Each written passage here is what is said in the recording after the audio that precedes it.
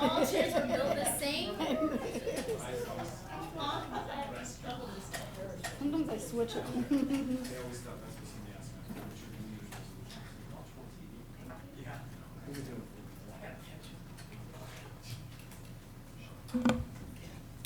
SCCTV, are you ready? Okay.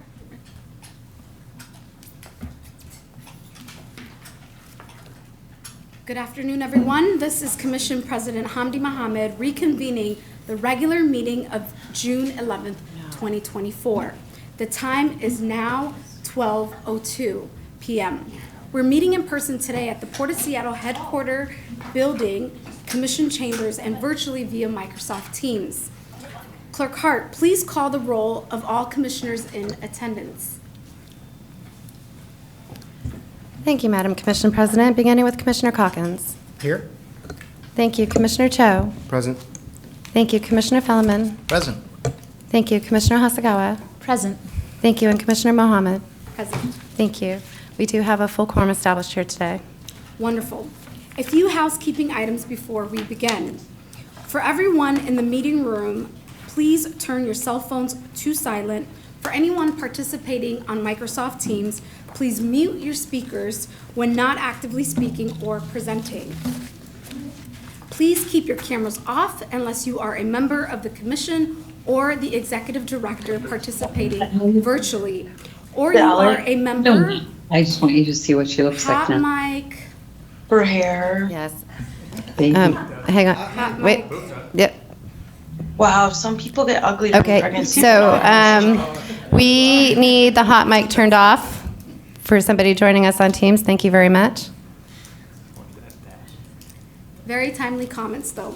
Please keep your cameras off unless you are a member of the commission or the executive director participating virtually, or you are a member of the staff in presentation and are actively addressing the commission. Members of the public addressing the commission during public comment may turn on their cameras when they are named to speak and will turn them back off again at the conclusion of their remarks. For anyone at the dais today, please turn off these speakers on any computer or silence your devices. Please also remember to address your request to be recognized to speak through the chair. And please wait to speak until you have been recognized. You'll turn your microphones on and off as needed.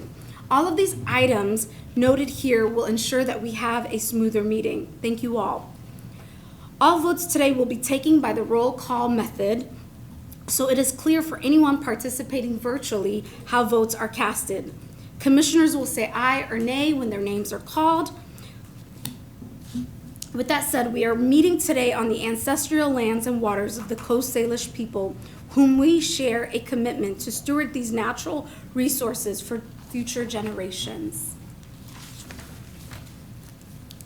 This meeting is being digitally recorded and may be viewed or heard at any time on the Port's website or may be rebroadcasted by King County Television. Now, please stand and join me for the Pledge of Allegiance.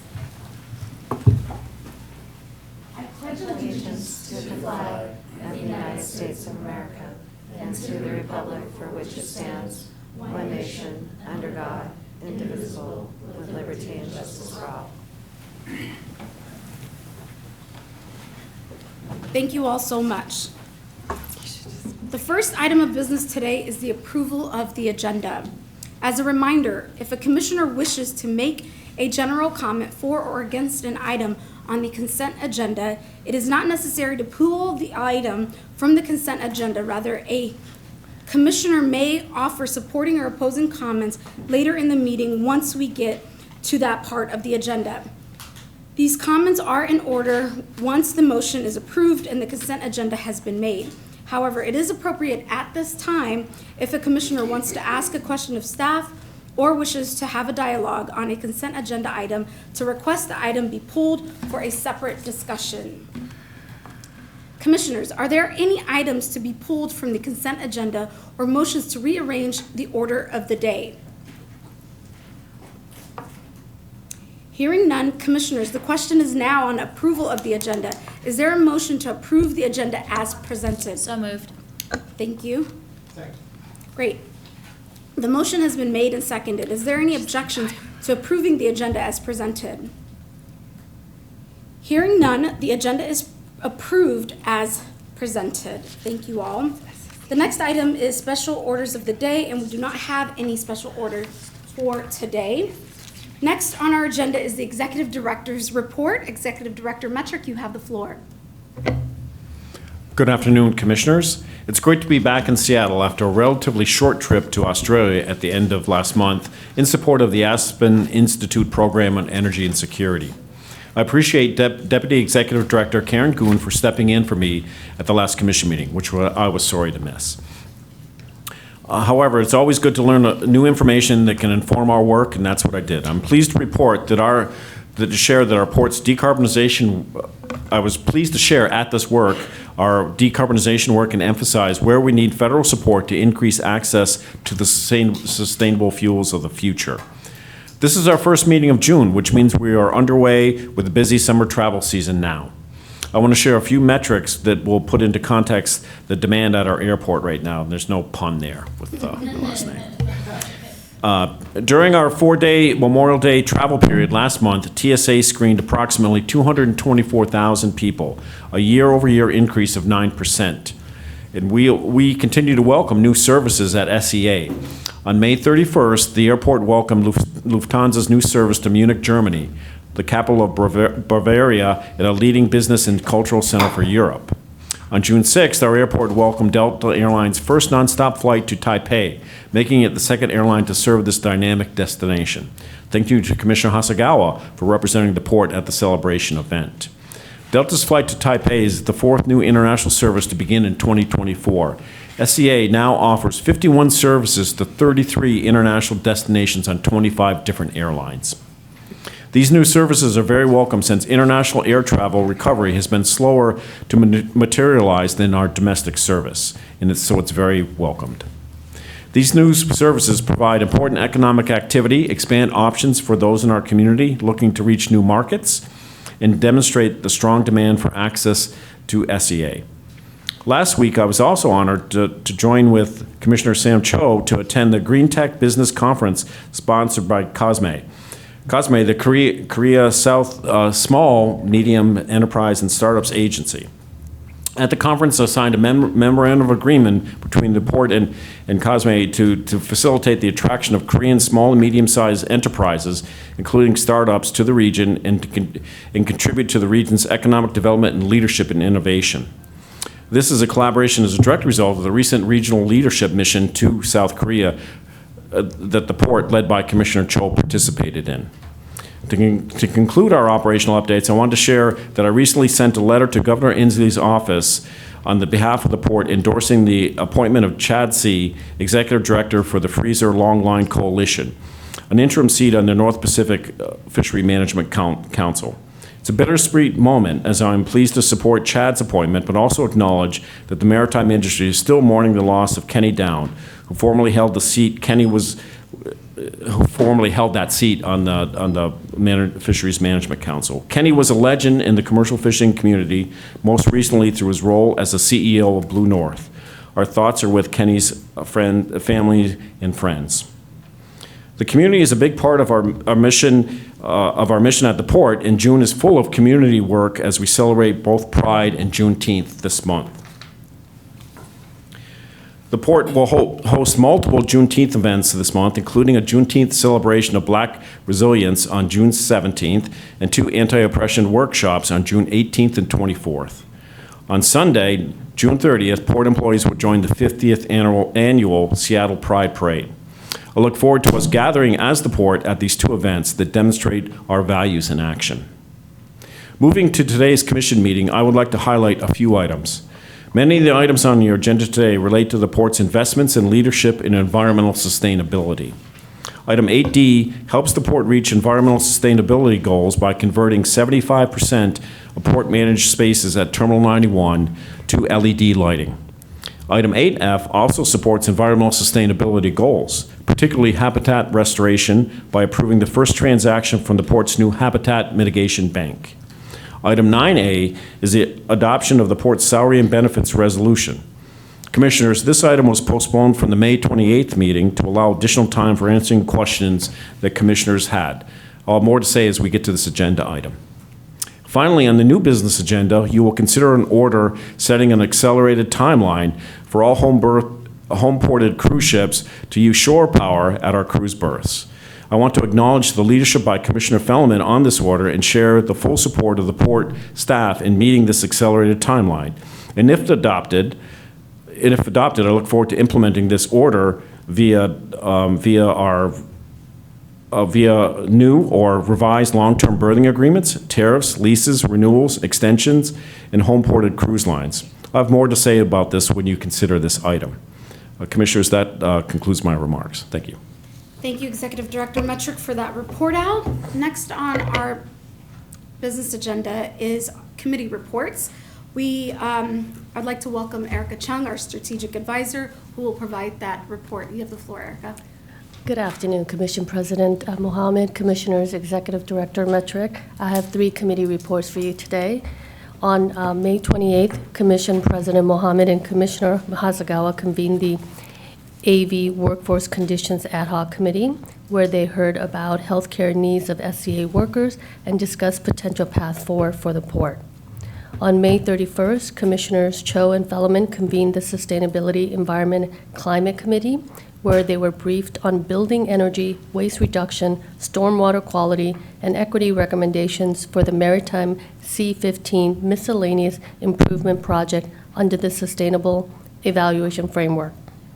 The committee also received a briefing on the 2021 Puget Sound Maritime Air Emission Inventory, a multi-stakeholder regional study to quantify air pollution and greenhouse gas emissions from all maritime-related sources in Puget Sound and conducted every 5 years. Staff will be sharing their findings later today during the 2023 Environmental and Sustainability Annual Report briefing that diesel particulate matters from maritime sources across the Puget Sound region declined 82% in 2021 compared to 2025, and greenhouse gas declined 10%. Port of Seattle emission also declined in 2021 compared to 2005 due in part to COVID-19. A supplemental inventory of cruise ship in 2022 showed a rebound in cruise and associated emissions. On June 6th, Commissioners Hasagawa and Cho convened the Aviation Committee. The committee received a mid-year update on the 2024 Ground Transportation Access Plan work program deliverables, including work towards implementing an SCA Commute Action Strategy. Commissioners discussed a potential Orca Pass program for SCA workers and heard that the port is currently installing 10 DC fast chargers at the SCA taxi and DNC holding lot with below market pricing for charging. Staff mentioned that future expansions of charging infrastructure at the airport will require greater power supply at the airport. Commissioners also received an update on taxi order implementation and heard that dispute resolution discussions are ongoing. Commissioners agreed to bring this item back to the next committee meeting for a more in-depth discussion, including on how to ensure that there is a neutral arbiter in any dispute resolution appeal process. This concludes my committee report. Thank you. Thank you so much, Erica, for that report out. Are there any follow-up questions regarding committees? Hearing none, thank you again. I'll move us along to public comment. We're now at the public comment section of our agenda. The Port Commission welcomes public comments as an important part of the public process. Comments are received and considered by the Commission in its deliberations. Before we take public comments, let's review our rules for in-person and virtual public comment. Clerk Hart, please play the recording.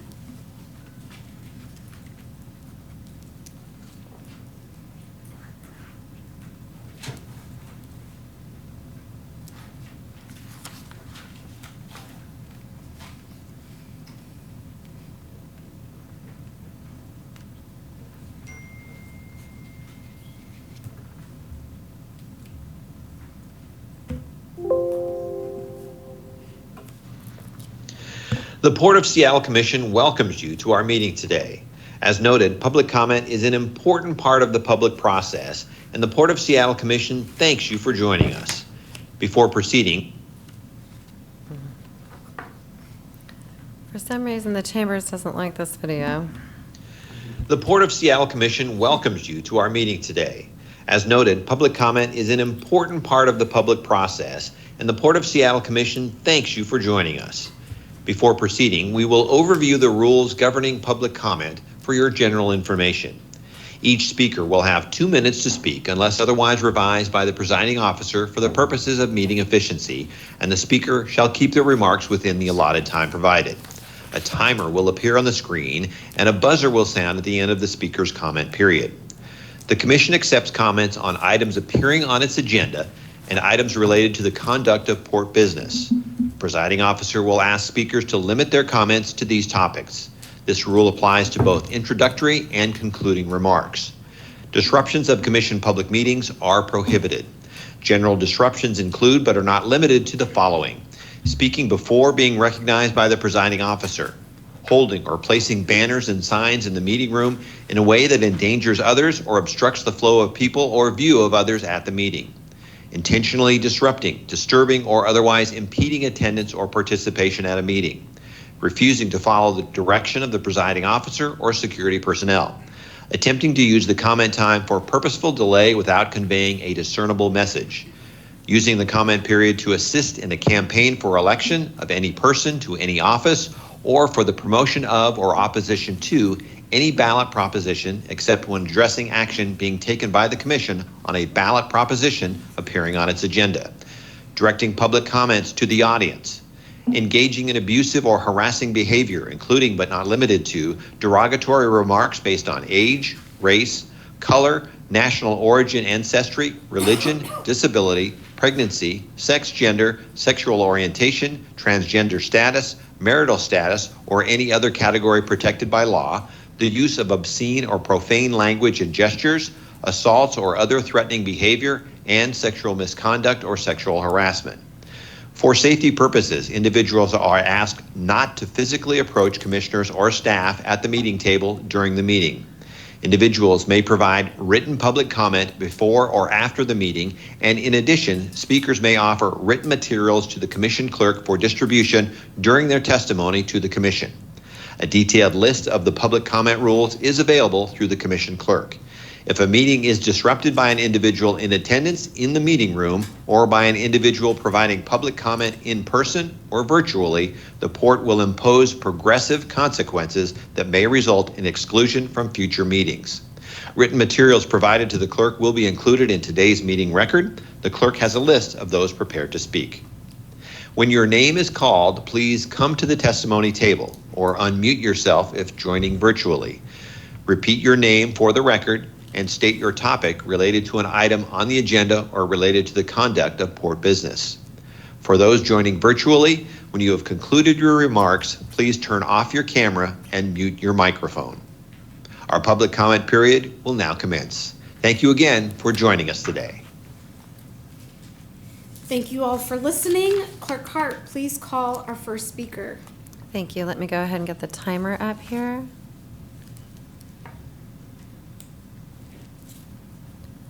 And our first speaker joining us virtually is Amy Wilson. Amy, if you could go ahead and repeat your name for the record and your agenda item or topic related to the conduct of port business, please. Thank you. Amy Wilson. I'm here to discuss item 8E on the agenda. Please proceed. Good afternoon, and thank you for the opportunity to speak today. My name is Amy Wilson. I work for TRC Environmental Corporation, and I'm the Vice President in charge of operations for the Pacific Northwest. I'm here to discuss agenda item 8E, for which we also submitted written comments via email. Item 8E requests the Port in part to amend an existing IDIQ contract with Floyd Snyder in the amount of $2 million to complete the remaining work for Terminal 115 Plant 1 Ecology Agreed Order Cleanup Site. As detailed in our written comments, the contract for Plant 1 is held by TRC, which we were awarded in a competitive public bidding process in 2020. Our contract is in full force and effect, and the scope of work discussed in agenda item 8E is wholly contained within it. From April 2021 through March 2024, TRC performed Task 1, successfully achieving ecology approval of the work plan in February 2024. This significant project milestone was achieved due in part to TRC's reputation with ecology as a highly qualified consultant and our trusted relationships with ecology staff. TRC did not receive notice from the port regarding item 8E. We found out through the commission meeting public notice. Throughout the course of our work since April 2021, we've received no indication from the port, written or otherwise, of inadequate performance. We're meeting our contract diversity supplier goals, and diversity participation will continue to increase during the next scopes of work. TRC objects to the request to transfer our contract scope to Floyd Snyder, and we don't understand how such a transfer is possible under the public procurement process. TRC was awarded the work in a public bidding process, and we have worked diligently and cooperatively with port staff to successfully complete task 1 of our contract. We request that the commissioners deny the request to transfer the remaining scope to Floyd Snyder. Thank you for your consideration. Thank you, Amy, for your comments. Clerk Hart, please call the next speaker. Thank you. Our next speaker from the room is Patrick McKee. Patrick, if you could please repeat your name for the record and your agenda item or topic related to the conduct of port business. Thank you. My name is Patrick McKee, and I'm here to talk about shore power and Order 2024-08. The Commission votes today on Order 2024-08, accelerating the timeline for all cruise ships to utilize shore power by 2027. We support shore power, not just for cruise, but at every terminal in the port. Diesel particulate pollution is a critical health concern. But let's do some math. Cruise ships plug into shore power for 7 hours out of a 7-day cruise, about 4% of the time. By the port's estimates, shore power reduces GHG output at berth by 66%, meaning it'll cut total cruise GHG emissions by 2.75%. But the order says that 2025 cruise calls will exceed 300, an increase of over 9%. So even if every cruise ship hooks up to shore power in 2025, and you're nowhere close to that, the port would still be looking at a 6.25% increase in cruise GHG emissions, increasing, not reducing, the climate impacts it purports to address. In Phoenix this afternoon, it's 110 degrees. Delhi last week hit 120 for days in a row. Closer to home, oxygen-depleted dead zones off the Washington coast are expanding every year. Scientists say there's no mitigation short of reducing atmospheric CO2. The Dungeness crab industry there accounts for $45 million annually, only one sector of an overall fisheries economy facing ruin. Now add forestry, agriculture, outdoor recreation. Those all have dollar amounts attached. Now add mortality impacts of heat and smoke and flood. Now add biodiversity crash and mass extinction. You all know this. Increasing departures and passengers means increasing carbon output, accelerating catastrophe. Nobody imagines that capping and reducing Seattle home port calls is by itself going to bend the arc of global GHG emissions growth. That's not how this works. But a jug, the Buddha tells us, fills drop by drop. Courageous first steps matter, maybe matter most. You could commit today in this document that Seattle-based Alaska Cruise will never increase its climate-wrecking carbon emissions beyond this year's levels. Not in our waters, not on your watch. Then you begin to make it better. Thanks very much. Thank you, Patrick, for your comments. Clerk Hart, do you have any other signups for today? We do not, Madam Commission President. Thank you, Clerk Hart. Is there anyone else present on the Teams call or present in the room today who did not sign up but wishes to address the commission? If so, please state and spell your name for the record and the agenda item or topic related to the conduct of the port that you wish to speak about for the record. Hearing none, at this time, Clerk Hart, could you please give us a synopsis of any written comments that we've received? Yes, thank you. Madam Commission President, members of the Commission, we have received 3 written comments submitted for the meeting today. These have been previously distributed to you and will become a part of the meeting record. Stacy Oaks has submitted written comment urging the port to reduce the number of cruise ship sailings until there is no more air, water, and climate pollution, to lobby the Washington State Legislature to expand the mission of Washington ports to include stewardship, to support the U.S. Clean Shipping Act, to speak out publicly about the need for solutions, and to work in collaboration to support regional solutions that could reduce harm immediately. This comment has a list of approximately 60 names, which of course I won't read into the record today because that is too many. That is associated with it. So again, these have all been sent to you in advance of the meeting and will become a part of the meeting record. Stacy Oaks also submitted written comment regarding the right of all airport workers to organize for better pay and conditions without fear of intimidation or interference. And with respect to these CAP cruise correspondents that are coming in, I do want to share with the commission that they are coming into 2 different locations. They're coming through this location for public comment during the course of meetings, and they're also coming through the commission correspondence system. So I do know that all commissioners are receiving those, and I just want to assure the people submitting written comments that the commissioners are all receiving those correspondence. So thank you. That concludes the written comments today. Thank you so much, Clerk Hart. Hearing no further public testimonies, we'll now move on to the consent agenda. Items on the consent agenda are considered routine and will be adopted by one motion.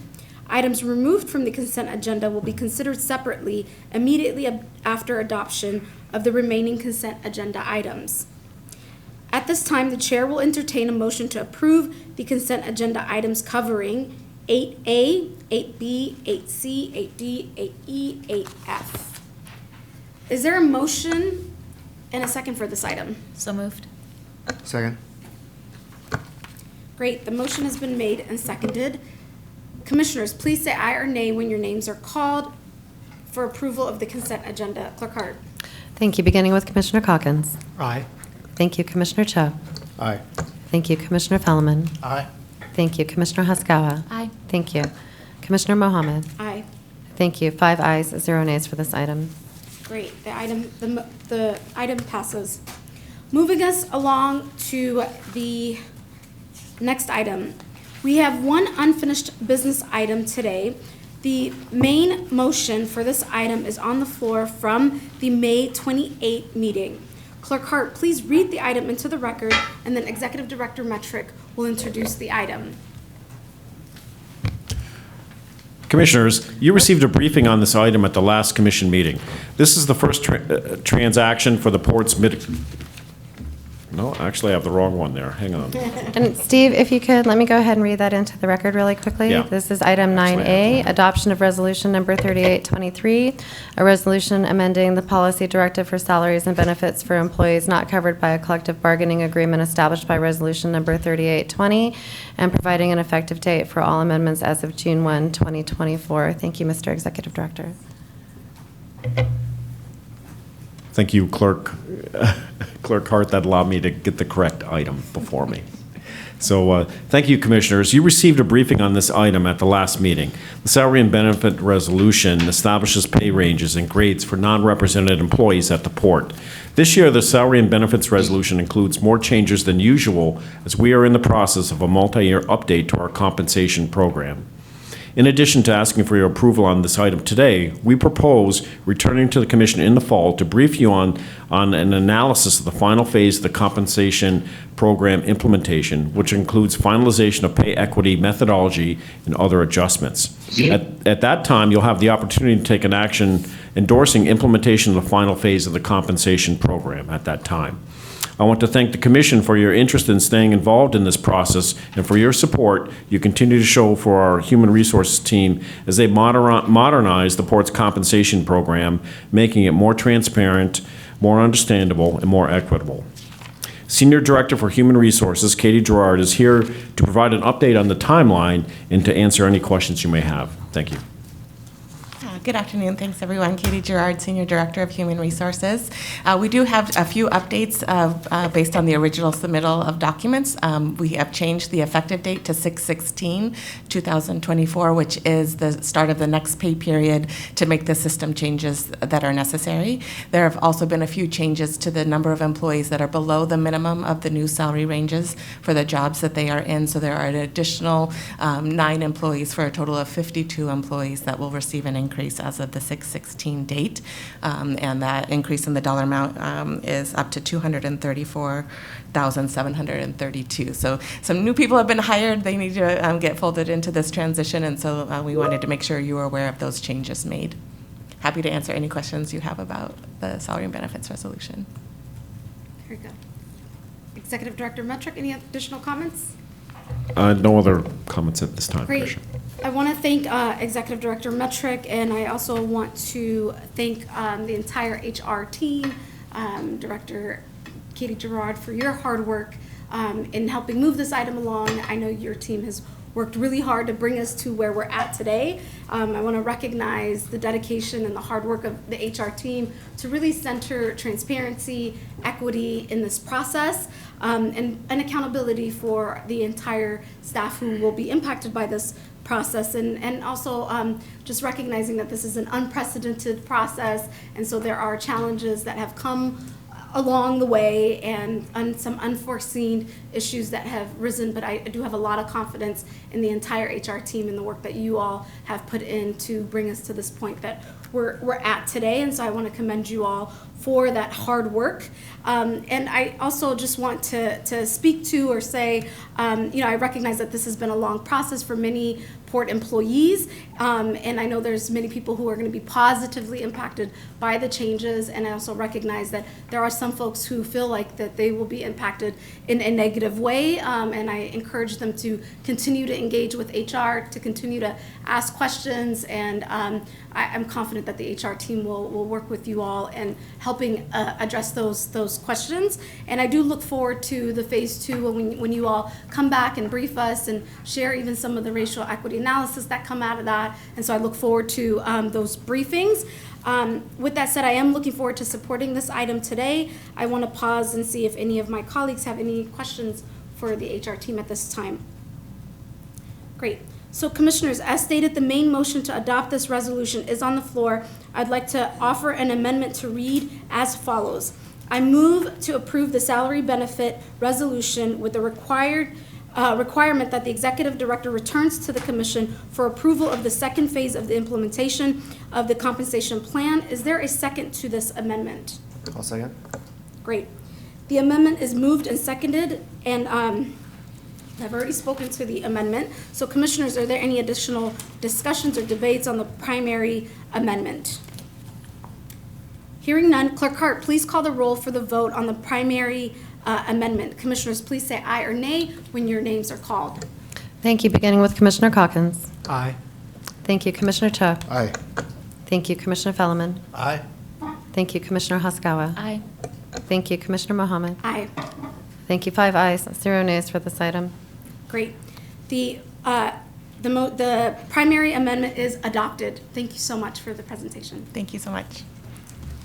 And now the vote on the main motion as amended. Oh, one more thing. Not quite yet. Commissioners, are there any additional discussions on the main motion as amended? Okay, hearing none, Clerk Hart, please call the roll. Commissioners, please say aye or nay when your names are called. One more time, Commissioner Calkins. Aye. Thank you, Commissioner Cho. Aye. Thank you, Commissioner Felleman. Aye. Thank you, Commissioner Haskawa. Aye. Thank you, Commissioner Mohammed. Aye. Thank you. 5 ayes, 0 nays. Okay.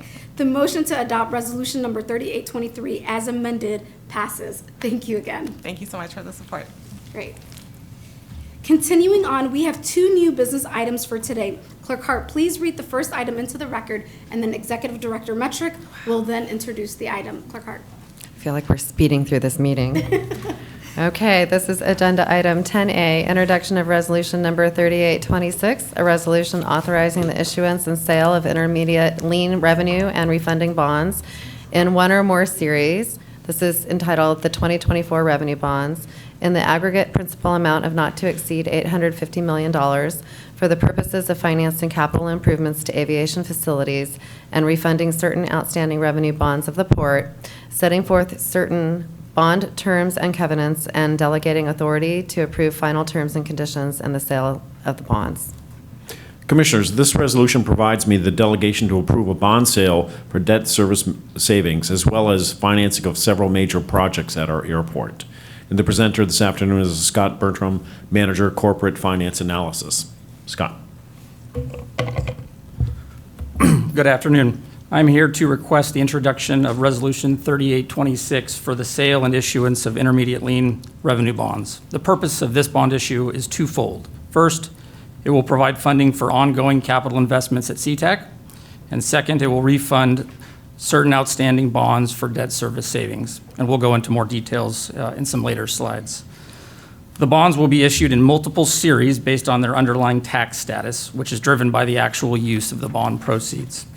The tax status reflects what an investor would pay on the interest earned on the bonds and thus would impact the rate for the port. One series would be tax-exempt governmental bonds that are not subject to any federal income tax. These bonds are typically used by general-purpose governments for road and other public uses. For Sea-Tac Airport, common uses of governmental bonds include runways and roadways, as well as public parking. For this particular transaction, we do expect to use governmental bonds only for the refunding portion of the transaction.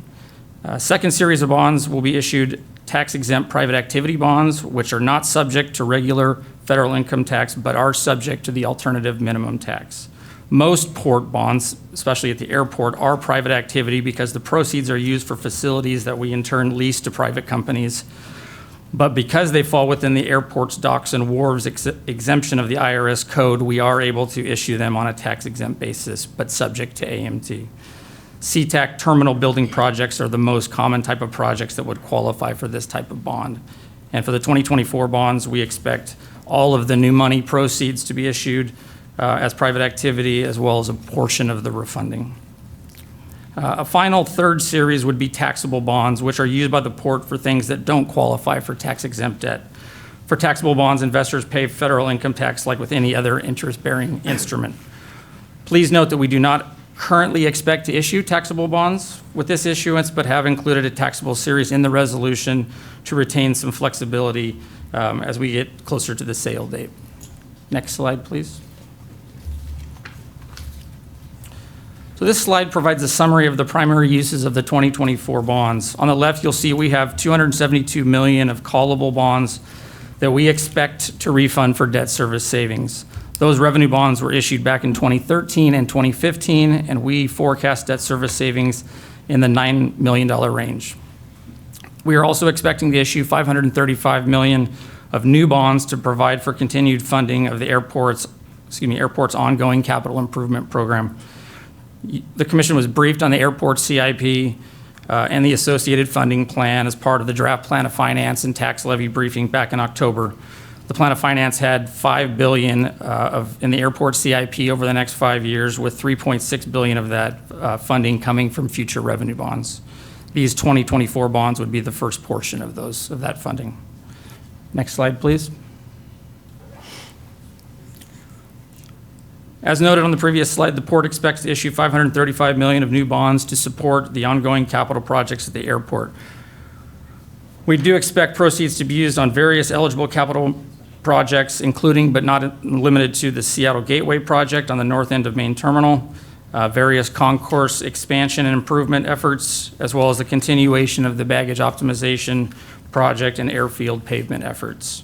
The port does have some flexibility to reallocate bond proceeds to other projects subject to meeting federal tax eligibility requirements.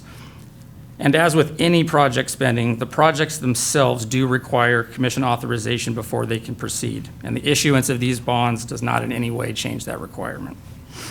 Next slide, please. Resolution 3826 is similar in all material respects with other intermediate lien revenue bond resolutions. They are all pursuant to a master resolution that was initiated back in 2005, and they delegate authority to either the executive director, deputy executive director, or chief financial officer with the ability to approve the bond sale within the following established parameters. Maximum par of $850 million, maximum interest rates of 6% for the tax-exempt bonds, 7% for the taxable if needed. The bonds must be sold within the next 12 months by June 25th, 2025. And if it appears that these delegation limits will be exceeded, we will need to come back for additional commission authorization. The bonds will be sold by the port's underwriting team that is selected through a competitive process every few years, most recently last year, with Bank of America taking the leads as senior manager. Next slide, please. Finally, the next steps include adoption of this resolution on June 25th. We are also expected to meet with the rating agencies on June 24th and June 25th, with the bond sale currently scheduled for August 1st and expecting to close a few weeks after on August 15th. So with that, I'm happy to answer any questions you may have. Thank you for the presentation. Are there any questions from the commissioners at this time? Commissioner Calkins. The estimate of roughly 9 million in savings, net present value, that's not annually, but over what would have been the life of the loan or bond we're refunding, correct? Correct. It's a net present value calculation. So that 9 million is based on us meeting our savings targets, which we hope and expect to do on this particular refunding, yeah. Great, thanks. Any additional questions? Hearing no further questions for this item, is there a motion and a second to approve item number 10A? So moved. Great, the motion has been made and seconded. Commissioners, are there any additional discussions or debate on this item? Hearing none, Clerk Hart, please call the roll for the vote. Commissioners, please say aye or nay when your names are called. Thank you. Beginning with Commissioner Calkins. Aye. Thank you. Commissioner Cho. Aye. Thank you. Commissioner Fellman. Aye. Thank you. Commissioner Haskawa. Aye. Thank you. Commissioner Mohammed. Aye. Thank you. 5 ayes, 0 nays for this item. Great, the motion passes. Thank you again.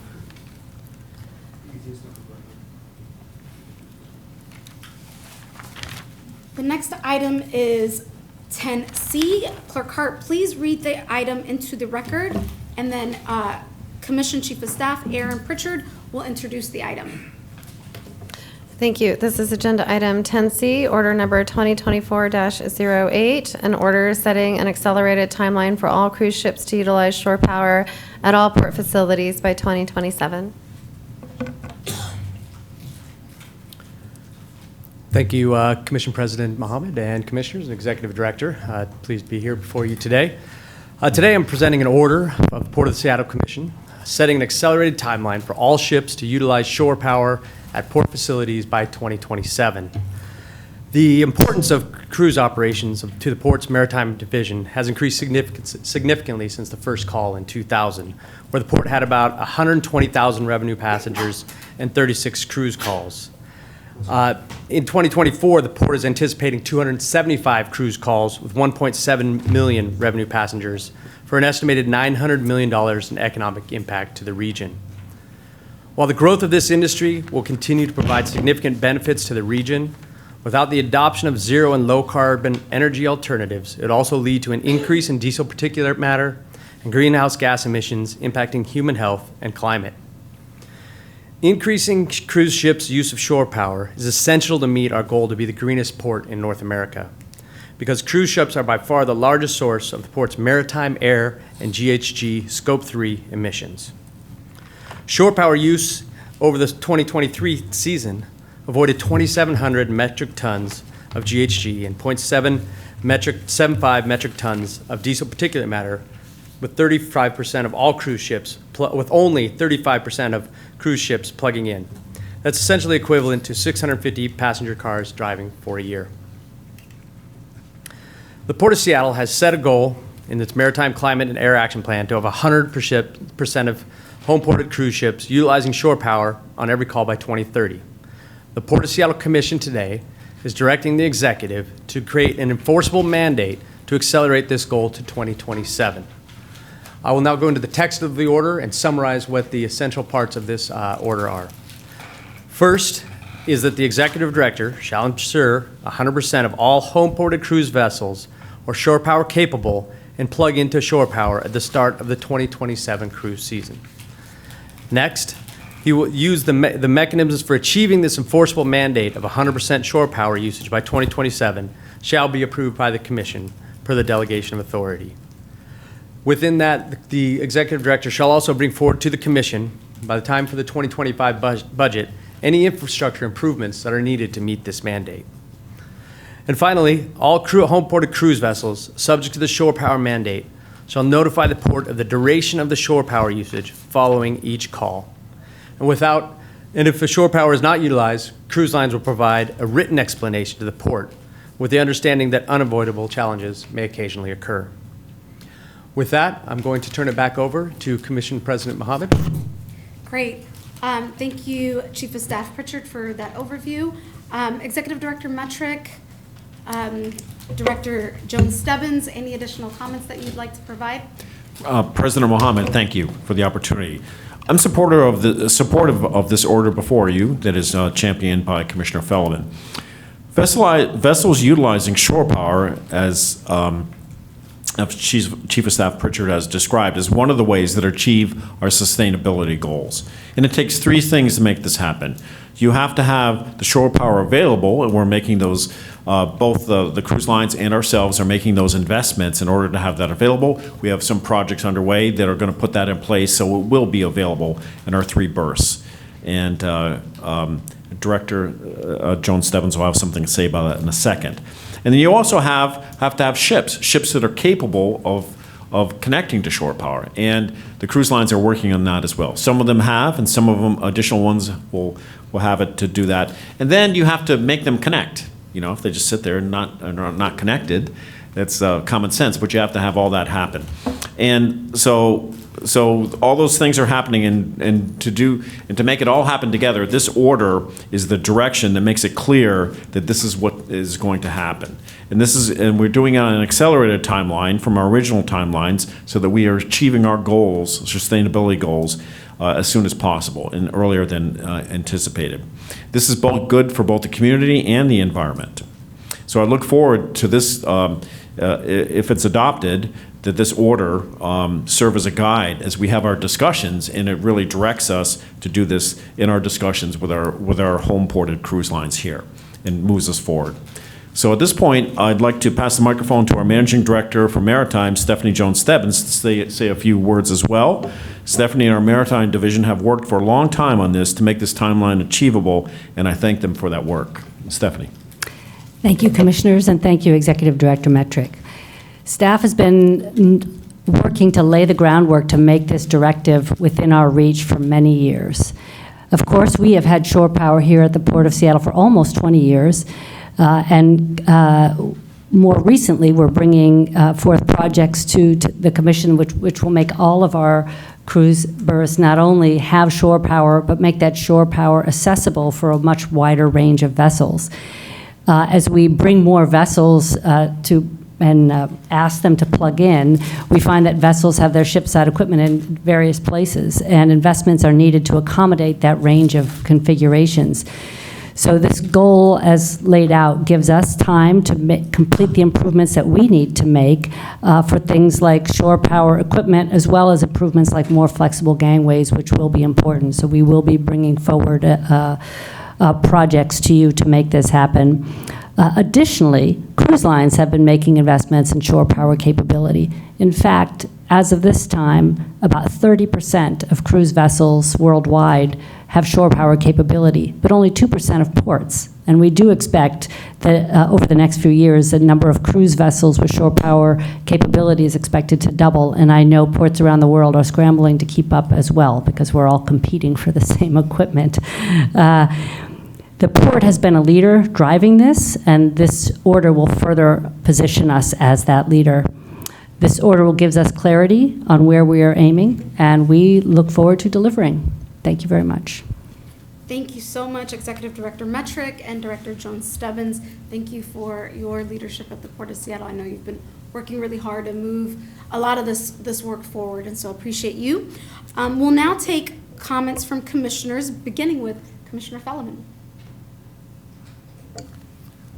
Thank you very much, Commission, my colleagues here. I'd like to start by acknowledging the work that Stephanie Jones Stebbins has been doing over the years. Long before I was a commissioner, we've worked together, and this is really only possible due to the working relationship she's maintained with the cruise industry and her unwavering commitment to the environment. So truly appreciative of that. And obviously you can't do that without the support from leadership like Steve Metrick, and so thank you for all of your support for this initiative. And obviously, having Commission President Mohammed, Chief of Staff Aaron Pritchard, and my strategic advisor, Aaron Ash, all makes these things come to fruition, and thank you for the help. So moving forward, though, in passing this order, we're basically taking a 2030 goal and turning it into a 2027 requirement. And that's unique amongst ports. While California has a state requirement for shutting off at the dock or they have these alternatives. You can go into a smokestack. But this is the first time a port, to the best of my knowledge, has actually leveraged its commercial relationship with the cruise line, putting it in tariffs and other things that we've had the pleasure of doing in other venues, whether it be discharge zones or things like that, that the port has really leveraged its role in a non-regulatory fashion, but in a commercial way that allows us to continue to be a green port, which I think will be increasingly appealing to folks that choose to go to Alaska, which is not like your typical booze cruise. So the fact that you said we've had shore power because of the Carnival's investment in 2004, and our work has also made that very important. But clearly, we still have more to do, and I'm appreciative we're putting in the budget any additional work that would be done. 2023, though, we had 66% of our ships were shore power capable, but only 35% of them were able to plug in. This was due in part. We didn't have the facility at 66 or the mobile ability to move the umbilicus. And so we're going to take care of most of that problem this year, and by calling on cruise ships to bring their shore power capable vessels, this should take care of this problem, giving them 2 years to do that. Forewarning, they can advertise how they please. But clearly this is a growing part of our portfolio, as mentioned, significant increases since we started in 2000.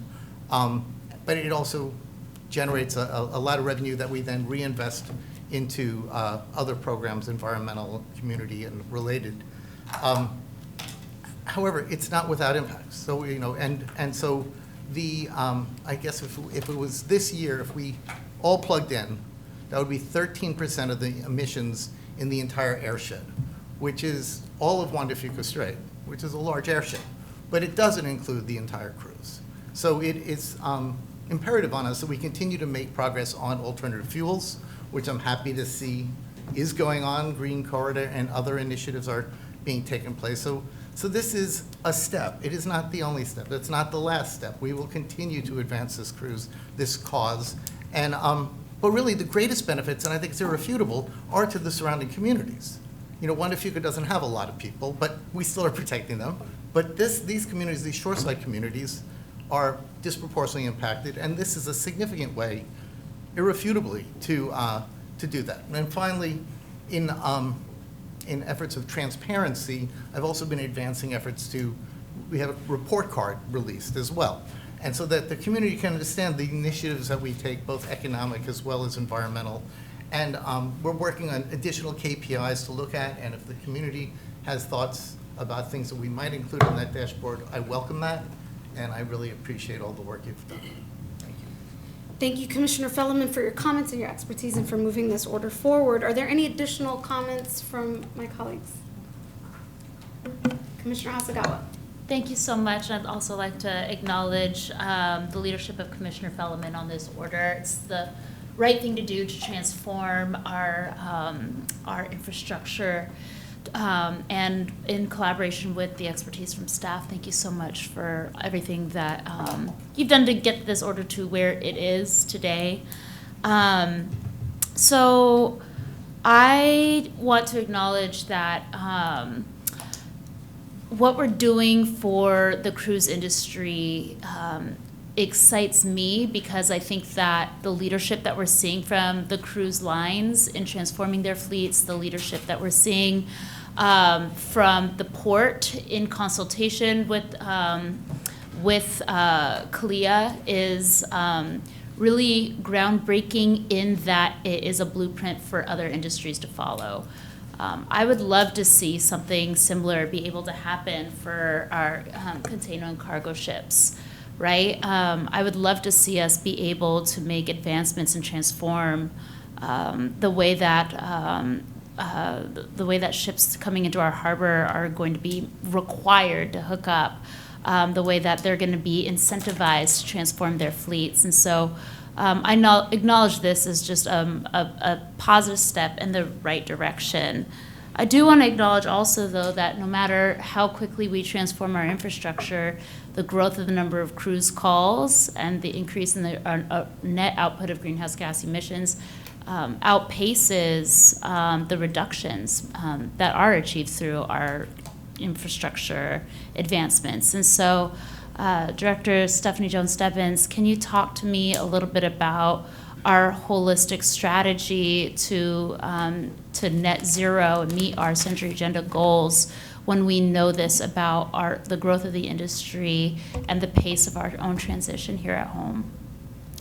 Yeah, thank you very much for that question. So as I think Commissioner Felleman mentioned, this is only one of many efforts that we need to take. This is something we know how to do now, and accelerating our goals to make it happen makes total sense.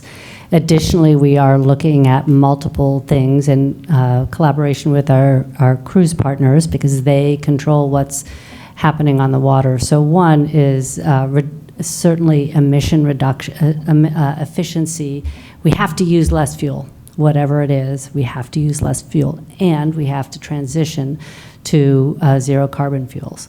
So we are partnering in a green corridor effort as well as sustainable maritime fuels effort outside of the cruise industry to look at what those zero carbon fuels will be. This is not the cruise industry alone or even the maritime industry. Our entire economy has to transition. So we are involved in numerous partnerships to make that happen, including the Green Corridor, but that is only one thing. Is there a transparency function that demonstrates to any interested party who wanted access to that information immediately about our progress in partnership with folks who are calling in our harbor in hooking up and reducing greenhouse gas emissions? How are we conveying that information publicly? We are launching a cruise dashboard, which will have information about the number of cruise calls, what cruise vessels number of cruise vessels that plugged in, a variety of other pieces of information as well that gives transparency in terms of what we will update it throughout the cruise season this year to, once we launch it, to give visibility to those very things. Executive Director Metrick? Sorry, Commissioner, I didn't mean to stop you, but I just wanted to add to some things that Director Jones-Stebbins has said is, on the fuel side, we work with the cruise lines because the cruise lines are doing three things. They're doing the operational efficiencies that Director Jones-Stebbins was saying, is that, makes it slow steaming and other operational things you can do to increase efficiencies. They're also doing engineering. The newer the ships are, or retrofitting onto ships, can make them more efficient as well, reducing their need for fuel as well. So they're reducing it from that side as well. So then that third leg is those alternative fuels, and those fuels, which we're working with them through our Green Corridor effort to look at either alternatives to that, which we're really leading the effort on that. And so it's really the alternative fuels of the future as well. So it's a three-legged stool that they're working on. And I think that working with them, to have them tell their own story about the cruise lines of how they're working and to do that continuously is part of the effort as well as our own dashboards to measure that output. I just wanted to add that to the conversation as well. And I also want to acknowledge that in the last year and a half, we have led at the Port of Seattle in convening the Green Corridor, and so for cruising. And so I wonder if there are other public participants in that circle, and like the ports of Vancouver or in Alaska, for example. And is this a model language that we could perhaps bring there for other jurisdictions to consider for their own adoption? Yeah. Did you want to speak to that, Steve? So, I would like to say yes. That could be part of the information that we share with them at the next. We have regular meetings with them. As a matter of fact, it's coming up pretty soon. As I was looking at the calendar, and we'll share them with our initiative here of the commission here and talk to them about that. It'd be nice to have matching ones. And we do the same thing. We look at actions taken there. Is there applicability to us as well? But that's something we can. The idea of this is that this could incentivize development in different cruise lines fleets, right? So the idea is that they wouldn't even end up sending vessels that aren't shore power capable. If they're going places like here and then they go and they leave from here towards Alaska, would this perhaps be able to be some sort of a benefit for the destination cities and populations as well? Yeah, absolutely. Where communities have shore power infrastructure, and actually through our Green Corridor partnerships, we've been supporting other communities getting that infrastructure where it's feasible. Some of the electrical grid may or may not support that in each individual community, but we're supporting each other in those infrastructure upgrades. And once a vessel, if a vessel is going round trip to Alaska, it's leaving from here or from Vancouver. And then why are cruise lines doing this? And I don't want to hear like it's out of the goodness of their hearts. Like, what do their ridership do their customers care deeply about this? Are they hearing from the public? Like, why are cruise lines? I know that you've done deep consultation with them to understand how this would actually go into effect. Like, what has been their feedback on this? Well, I think there's a couple things. I think what you were taught, the ridership cares, and I think they, as Commissioner Phelan has mentioned, these cruises are going to a place that this is like ecotourism. I also think these are companies that work around the world, and it's a business necessity to get to zero carbon. This isn't. So in addition to, it's what I think I've heard Commissioner Fellman called enlightened self-interest. This is also where the world is going to be successful. We need to get to zero carbon, and I think there's no question about that in the long run. Does that answer your question, I'll pause my line of Commissioner? questioning there. Thank you. Thank you, Commissioner Hasagawa. Commissioner Calkins? Yeah, thank you for the presentation. A few thoughts. I think the big outstanding question for me after we pass this order, if we do, is what are the partner ports going to do? Are they going to respond in kind and step up, knowing that this requirement will mean that all the ships coming in 2027 are going to have the capacity? So Victoria and Vancouver and all the Alaska ports could then take advantage of the ships all being shore power capable. So maybe start with that. So, one of the very interesting things about forming the Green Corridor is we're working with such a range of ports. And there are ports in Alaska that said to us when they joined our coalition, we're not only off the road, we're off the grid. Anyway, they're off both the road and the grid. So these may be communities that are, again, so small they don't have the capacity.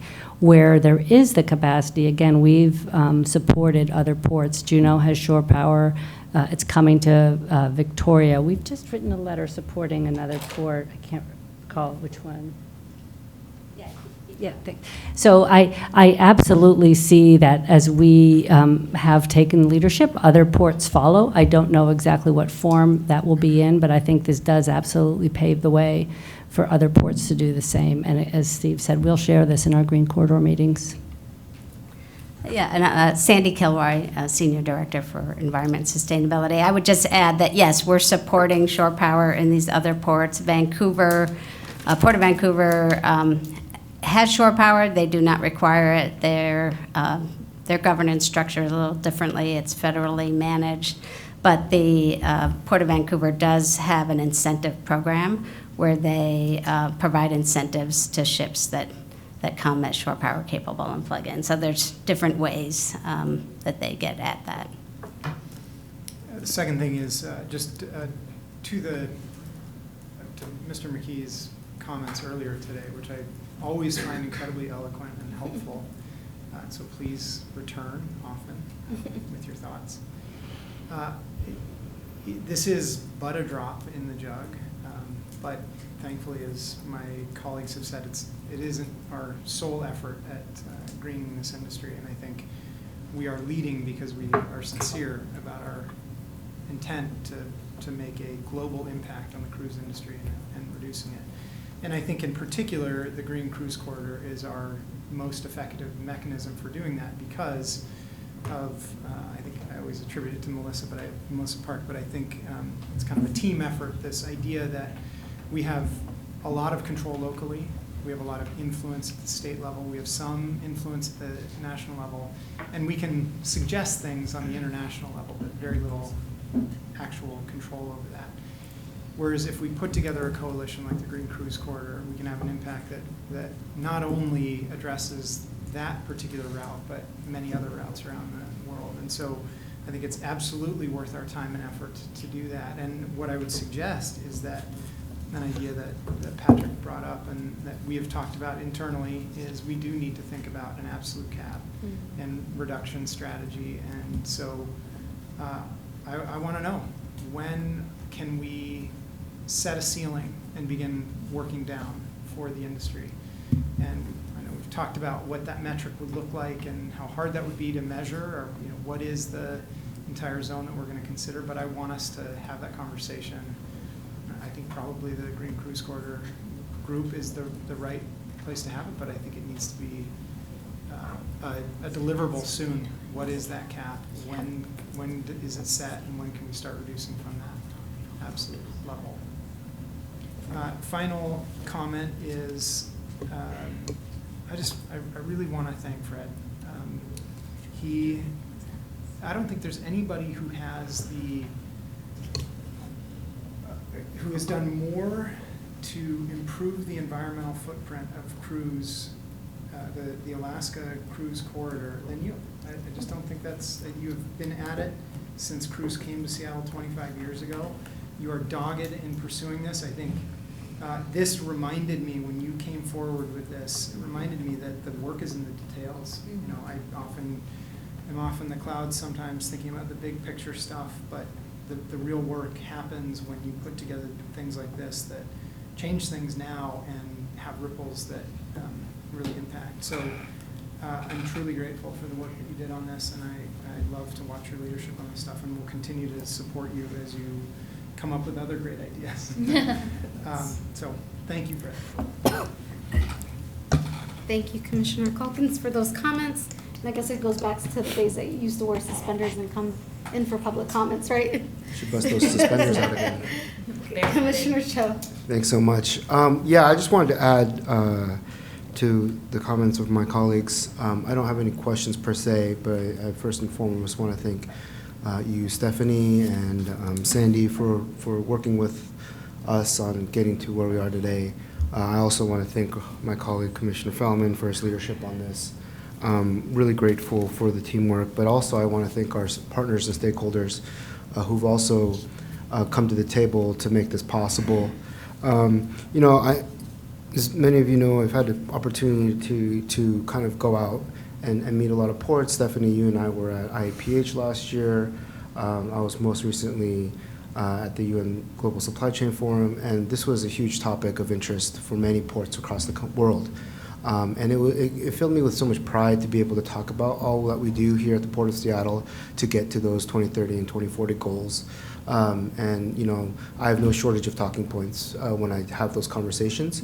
But this really is another feather in the cap for us to be the first port in the nation, as far as we know, to have this kind of standard, at a local level. I know California is doing things on a state level, and they've approached it differently. But I do think we are setting a precedence here for our colleagues across the country, but also across the world, to follow suit. And one of the biggest questions that I get when I'm out there is like, how do you enforce this stuff? I always make the point, we're not a regulatory body, which is all still true. But I think we're very blessed in our region to have partners, the cruise industry, who are willing to work with us on these things. We all agree, based on our values, on where we should be going, and the fact that we've arrived to this point, and that we're going to make this, maybe not a groundbreaking shift, but a precedence-setting shift for the industry that hopefully we'll see other partner ports like the Victorias and the Vancouvers and the Alaskan ports follow suit. And so I want to thank you all for the terrific work. Thank you again, Commissioner Fellman, for your leadership on this. And this, again, is just one step in the many steps that will follow to make this possible. As I like to say, policies are great, but without execution, they mean nothing. So I look forward to us being able to execute this in the next couple of years. Thank you. Thank you, Commissioner Cho. Commissioner Hasegawa? Yeah, I just want to underscore what Commissioner Calkins said and that I've asked staff, and I'd just like to reiterate the ask to staff to understand if we were, we've received multiple presentations that demonstrate that we've had a record number of cruise calls and record number of sailings, record number of passengers and ridership, including record numbers of economic benefit to adjacent communities, and we have surpassed what we were at our peaks pre-pandemic, which is good news for the industry. We're wondering if we were to do a hard cap at these peak highs, at these top levels, what is the math equation in order to be able to meaningfully actually reduce our greenhouse gas emissions? And so we've asked for that in committee, and I'd just like to reiterate that ask and emphasize what Commissioner Calkins was asking. Thank you. All right. Yeah, Commissioner Felleman. Our colleagues in the community have made it clear that the capping the number of ships is the goal and a reducing of the number of ships. And what we've understood this very much involved with efficiency of the operations of the ship just by speed, the design of ships, changing the HVAC, or is a big one, as well as then changing fuel. So there are ways in which we can reduce in maintaining or potential some growth. But I just want to make it clear that whether we're talking about capping or reducing the number of ships versus the amount of emissions. And I mean, ideally, we could achieve, this is the conundrum of being a commissioner, right? You want to have the economic benefit while reducing the environmental impact. That is the existential challenge of being a commissioner. And I appreciate the work you're doing, and I'm hoping that that we will see substantive changes. I'm watching and I read the business journals and stuff. There are ways in which you can make ships slip through the water better. And again, it's all about fuel efficiency, and obviously that's in their elevated self-interest. Director Stephanie Jones-Stebbins. So that's not just the existential issue for a commission, but for all of us, right? We have a century agenda. We have goals that include creating more family wage jobs, more economic activity, while we're reducing our carbon emissions eventually to zero. And that's what we are working on every day. It's easy to do one or the other. It's hard to do them both at the same time. We do know that, for instance, one cruise line we work with has reduced their per passenger carbon emissions by 40% since 2008. So we know that's possible, and that's the kind of thing that we are aiming for. At the same time, we're getting better at measuring our emissions, and you're about to hear our very exciting environmental report, which details all the different metrics and how we're achieving them. So I believe that's where we're trying to get to, both creating more jobs, more economic activities, while reducing our emissions at the same time. But that is the challenge. And I hear your point about capping emissions, absolutely. And how to do that, I think, is a big question for another day. But we've heard you. Thank you. Great. Oh, Executive Director Metric, go ahead. Thanks, Commissioners, for those thoughts on that. Let me also say that as the whole team looks at that, and as we look at maritime shipping, and it's the same with aviation, these are global industries. When you talk about, there's much more analysis of saying, well, what does that look like? But to throw the terms around like caps here, local caps, when you're looking at a global issue, we need to look at it as the global address to do that, because there's just different considerations of that, because we don't drive in a global industry if a fuel is not available yet, which it's coming, and there's lots of efforts, and we're in the front end of that. On a global industry, ships aren't built to come here to Seattle, and ships aren't built for container ships or cruise ships to operate here.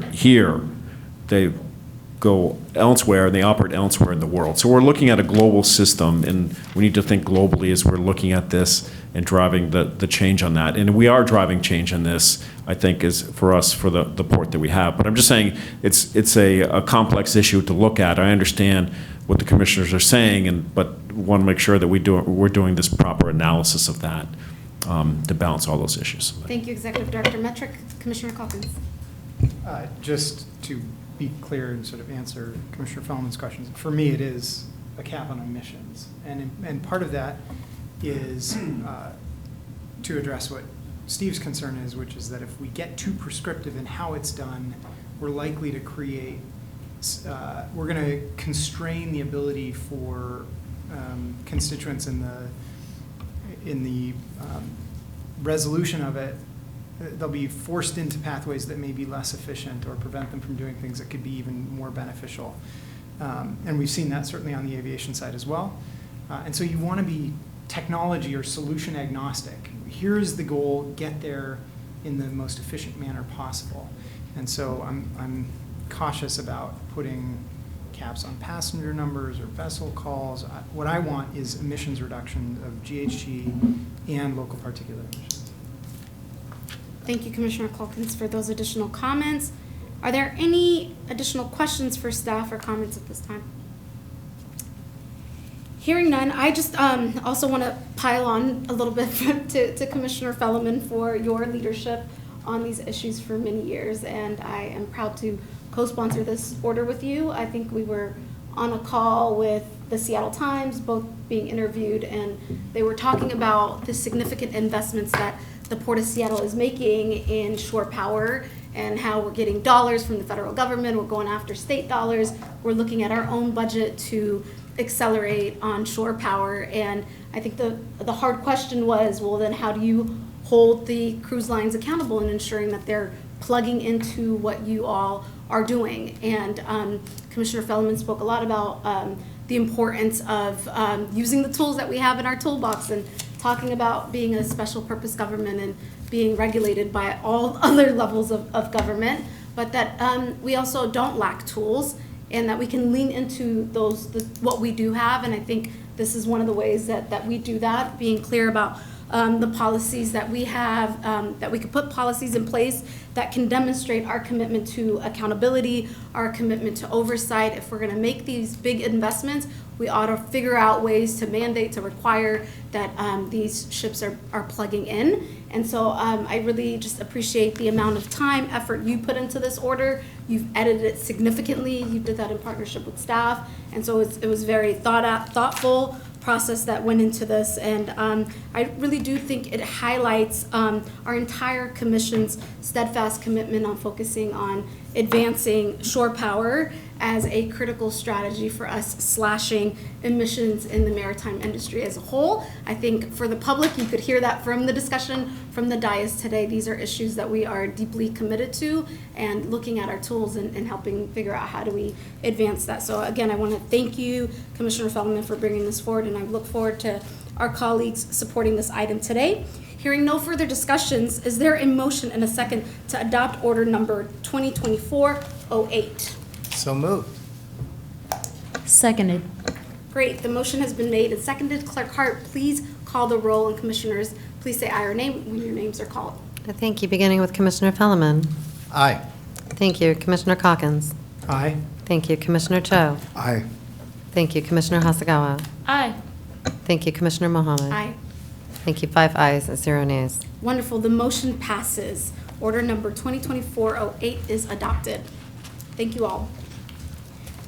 Okay, moving us along to item number 11. Actually, that concludes our business agenda for the day. So we are now at presentation and staff reports. Clerk Hart, please read the next item into the record, and then Executive Director Metric will introduce the item.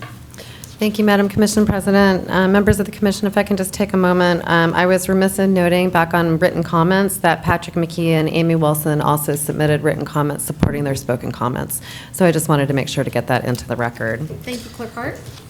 And then item number 11A is the 2023 Environment and Sustainability Annual Report. Commissioners, this new report was requested during a commission retreat earlier this year. Staff were pleased to present the progress we have made towards becoming the greenest and most energy-efficient port in North America, as well as share the next steps in our work plan. Okay, we have a number of presenters here, but we have Sandra Kilroy, Senior Director Environment and Sustainability, we have Sarah Cox, Director of Aviation Environment and Sustainability, Sarah Auger, Director of Maritime Environment and Sustainability, and Mallory Hauser, Sustainability Reporting and Community Program Manager. So with that, I'm going to turn over to Sandy to kick us off. Thank you. Thank you. Good afternoon, Commissioners. Thank you, Executive Director Metric. I am Sandy Kilroy, Senior Director for Environment and Sustainability, and I'm really excited to be here to present really the first comprehensive annual report of port-wide progress in sustainability and environmental protection. And the conversation that just occurred on this last item is really exactly why this type of reporting is important. We're not just reporting on, what you'll hear today is not just reporting on accomplishments, but really bringing forward a set of performance metrics and data that shows trends over time so that you have the information to make informed decisions on future policy. So I think you'll enjoy today, and I'm sure there'll be lots of questions. Next slide. So successfully operating as a triple bottom line organization means creating economic opportunity, expanding equity, and increasing sustainability. And this sustainability report showcases our collective commitment to the bold innovation, tangible progress, and the proactive partnerships in environmental stewardship. We often present information to you on a like project-by-project basis, or maybe it's just aviation or just maritime. But today, this reporting is port-wide. You will see a one-port perspective on our progress on the investments and actions that drive us to our sustainability vision. So the beauty of a comprehensive report is you will see the big picture and the big scope of work, and the challenge, I think, for today is that we have a lot of information to cover with you, and we may not have enough time to take a deep dive into any one issue. Next week, we will be publishing a full written sustainability report that will have more information, and of course, we're always available to answer questions between meetings and at future meetings on any topic. Next slide. So the port has established robust goals and actions to drive our progress on environment and sustainability. We have a sustainability vision. We know where we want to go. We want to transform to a zero-emission port, to catalyze the development of clean fuels, to restore our shorelines and habitat. We want to run our operations and build our infrastructure with the smallest environmental impact and in a resilient manner that will be ready to adapt to climate change. And we want to get there in a just transition with our community and with our employees. Our goals are grounded in the Century Agenda. They're demonstrated in our long-term strategic plans and in our annual business plans. And they're nested in the global context of the United Nations Sustainable Development Goals.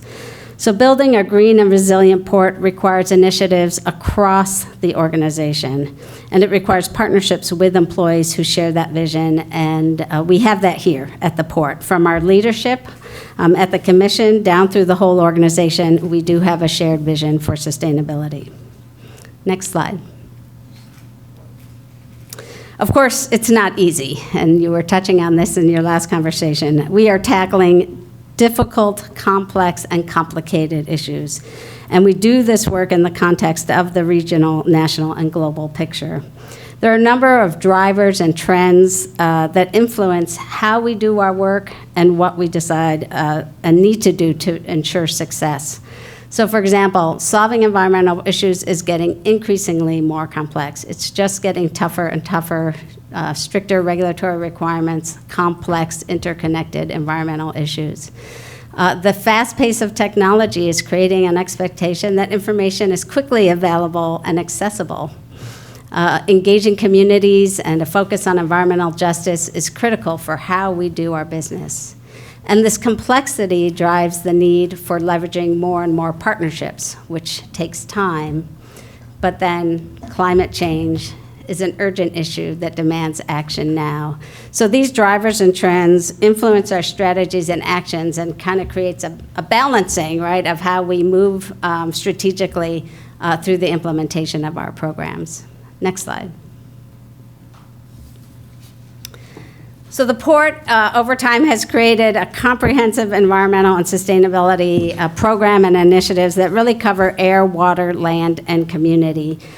We have established the port as a leader, and we aim to demonstrate actions that drive the transformation across the entire aviation and maritime sectors. 2023 was another big year of environmental accomplishments and progress, from the passage of the land stewardship principles to meeting our Scope 1 and 2 emissions reduction goals. There is a lot to celebrate. I do want to emphasize that this work reflects the efforts and teams across the whole port. We do have a stellar environmental team, both on aviation and maritime, but we don't do it alone. Sustainability done right touches every department and every employee, and we are proud and grateful of the work from the teams across the organization for helping us move on these goals, and from our tenants and community partners. So with that, I am going to pass the mic to Mallory Hooser. She's our program manager for environmental communications and reporting, and she has been a big force behind the development of these performance metrics and this annual reporting. Thank you. Good afternoon. Next slide, please. So today's presentation has two objectives. Of course, we want to highlight our accomplishments over the last year and celebrate all the progress that has been done. You'll notice a pattern in the slides. We'll start with an overarching goal, like a Century Agenda goal, and then the next slide will talk about the different work that went into making that progress happen, as well as a number of other achievements. Secondly, we are introducing a new way to track and report against our long-term goals. Historically, we've done scorecards or we've highlighted a few achievements on a blog, but this is a much more comprehensive and adaptive report. So we will be looking at these same metrics year after year, and we'll be also assessing the effectiveness of our reporting and making adjustments as we make that progress. As Director Kilroy mentioned, we will have a much more detailed annual report available on our website next week. Next slide. We divided these metrics into 9 categories, ranging from habitat and climate to equity, diversity, inclusion, and community. So we'll dive into each of those now. Next slide. Great, and I think this is where I step in. Mic is live, yes, okay. Hi, Sarah Auger, and I'm the Director for Maritime Environment and Sustainability. Pleasure to be here with you today, Commissioners, and tell you about our progress in 2023. So we're going to hit the first 3 on the list that Mallory just showed you, and we're starting with stewarding healthy lands. We've set a goal of restoring 40 acres in the Green Duwamish watershed, and we've effectively restored 14 acres, and we have 11 acres in planning or construction. And so we're well on our way to our 40-acre goal. I think then I can take the next slide, please. Also related to stewarding healthy lands, here's a list of several aspects. There's so many ecological aspects when we think about stewarding healthy lands. One of the most exciting news was at our Duwamish River Peoples Park, finding fish coming into the newly created habitat that we put there. 2,500 chum and Chinook salmon were observed at this park. It was also a significant year for us related to land stewardship with the Commission's adoption of new land stewardship principles, and thank you for your leadership on that as well. And then we released drafts of the land stewardship plan and tree replacement standards for the for the Sea Airport. That went out for public comment at the end of last year, and thanks to your action was adopted earlier this year. Additionally, through our land stewardship work, across the port, over 13,000 shrubs and trees were planted last year. Another tidbit here, the port manages over 15 miles of shoreline, and last year alone we restored over 2,000 square feet of shoreline at Centennial Park, removing hardened banks and reconnecting the land and water. We're also excited to share preliminary participation numbers for Quiet Sound. 71% of large commercial vessels participated in 2023, and 85% of the cruise vessels participated. This was our first year to get the cruise ships on participating. We're really excited to see that. Meanwhile, at the airport, they're working on a joint project with Burien and Sea-Tac to restore 450 feet of Miller Creek. That's restoring streamside forest and replacing a fish barrier with a passable structure. Construction is still underway. And last but not least, our kelp research continues. We completed summer surveys at all of our kelp sites, and we completed kelp bulb counts at all of the sites. Next slide. Next, I'd like to talk with you about another aspect of stewardship, cleaning up contaminated sites. We have 16 sites, if you add up the totals in that arrow graphic. We have 16 active remediation sites in progress. 7 are in the investigation phase, 1 in design, 1 in cleanup, and 7 in long-term monitoring. 9 of these properties, our maritime locations, are in progress. We talk about the United Continental Fuel Farm cleanup. We completed that work in 2023, and now it joins 6 other projects in the long-term monitoring. PFAS at the airport has been a concern, as you know, and the team has been preparing for the transition from their current mandated firefighting foam to a fluorine-free foam. Yay. This was a big lift, not just to say it, but actually to do it. That was the big effort. And I'm happy to report that the transition started last week. We also continue to seek cost recovery for these actions, and in 2023 collected over $6 million for cost recovery for remediation sites. Next slide. Next, I'll talk about protecting water quality. We have met, this is a goal, and we succeed every year as far as I've been here and tracking. We've met all our stormwater and wastewater permit requirements, and that's consistent with our Century Agenda Objective 10.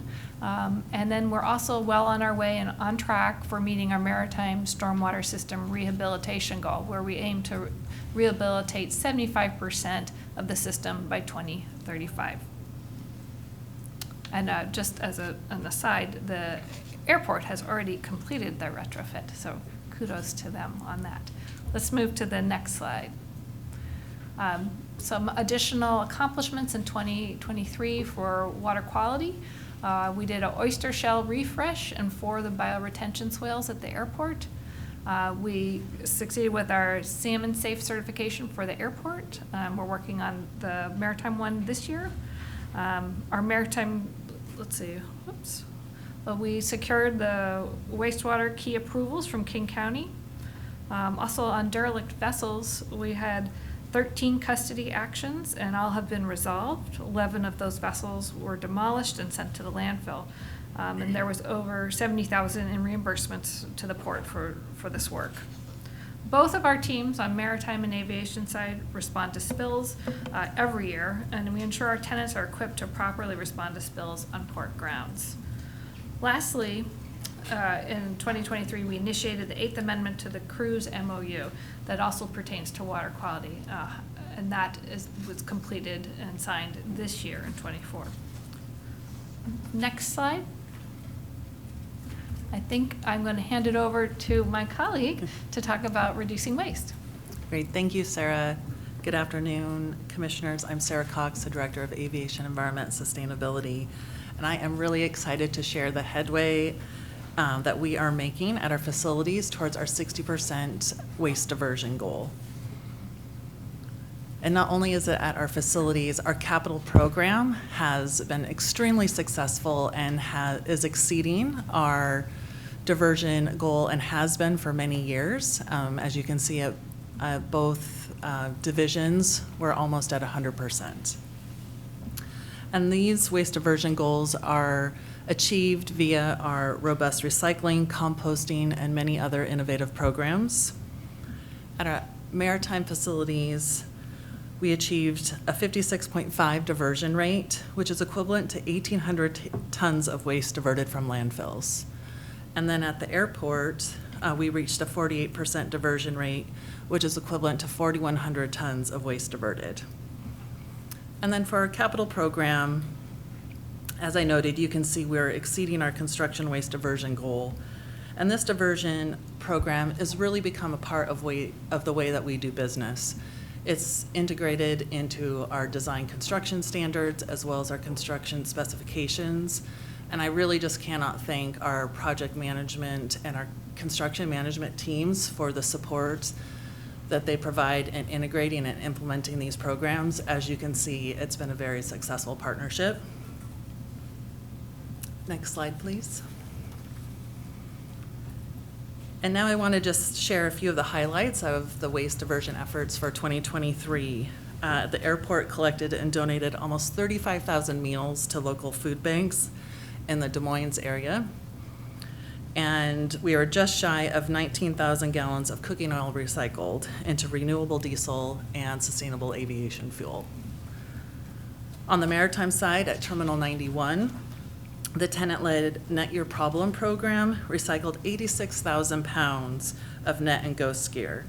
This organization helps set up and improve sorting facilities that generates high-quality product that's converted into phone cases, kayaks, sunglasses, and many other products.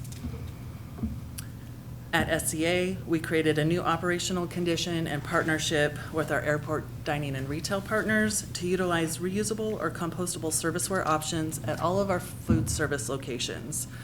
This operating condition becomes effective next month and will greatly reduce future waste generation.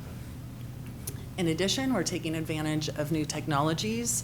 We installed 4 AI waste sorting state machines, 3 at the airport and 1 at Bell Harbor. And I really, as I noted previously, the success of these waste diversion efforts are done by everyone at our facilities, from our operation teams, maintenance, janitorial, commercial development, port construction services, construction management, and project management teams. And as Sandy noted earlier in the presentation, it takes all of us to move our initiatives forward. Next slide, please.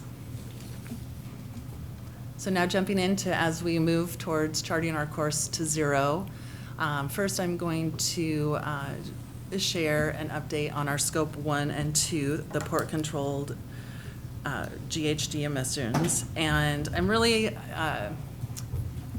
I'm thrilled. We had just a great achievement this year. Port-wide, we reached our goal of reducing our scope 1 and 2 emissions by 50% from our baseline, and that includes a 7% reduction from 2022.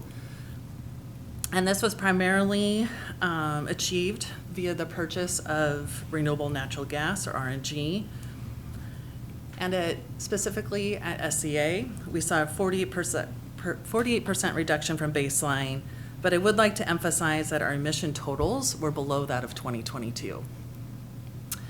And as you're aware, we forecast out what our usages will be, and for 2023, our diesel alternative generators, emergency generators, we're installing a new software interface that required a significant amount of runtime that we didn't anticipate, and so that was one of the primary reasons why we didn't hit our 50% this year.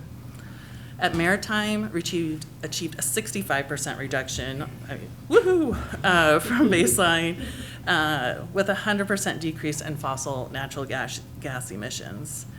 And as I noted, we're really excited about this achievement, but it does take ongoing effort to continue meeting the 50% reduction goal and our annual emission reductions. And while RNG has been the approach to meet our 50% reduction targets, I would like to note that this is an interim solution as we work to electrify and find longer-term emission solutions. Can I add a point here? So at this point, the airport terminals and all the waterfront properties are utilizing renewable natural gas, and that is really a big deal. I'm not sure there's any other airports or facilities using that. When we go and at conferences and different places and bring this up, folks are pretty surprised and interested and amazed. So it is a point of pride that we have been able to move in this direction, even as a temporary measure until we get electrification. Thank you. Next slide, please. And jumping into some of the highlights of this past year, 96% of electricity is from zero carbon sources, such as hydro, solar, wind. 50% of our building energy use was from renewable natural gas. And for our fleet, 74% utilize fuels from renewable sources. And 9% of maritime fleet has converted over to EV, and 4% on the aviation side. We also completed a charging study to understand best locations and demands for full conversion of our fleet over to EV. And Terminal 91 received a $800,000 grant for 2 EV forklifts. Thank you. Next slide, please. And now I will share our accomplishments for Scope 3 emissions. These are the emissions that are outside of port control. They're generated by our tenants and customers. And for the Scope 3 emissions, we're going to report separately for aviation and maritime. And so starting with aviation, you'll note the most recent year in this graph is 2022. We just received our 2023 outcomes this past week after this presentation was finalized. But we do know how, but that information is now available. And just for your interest, the 2023 totals are just below the peak of 2019. So it's positive news. And while this graph isn't broken down by emission source, aircraft-related emissions is 72% of our Scope 3 emissions, ground transportation is 27%, and tenants are 1%. Because of the powerful signal dominated by aircraft, what you can't see are some of the successes in emission reductions on a per category basis between 2019 and 2023. For example, after completing a preconditioned air study and doing some operational and temperature set point improvements, APU emissions reduced by 2% despite an increase in operations from 2022 to 2023. And thanks to EV incentives, as well as broader industry trends, we now have a 15% electrical vehicle activity rate for our TNCs, and emissions reduced by 24% between 2019 and 2023 in that category. That's a pretty significant reduction. The next slide, please.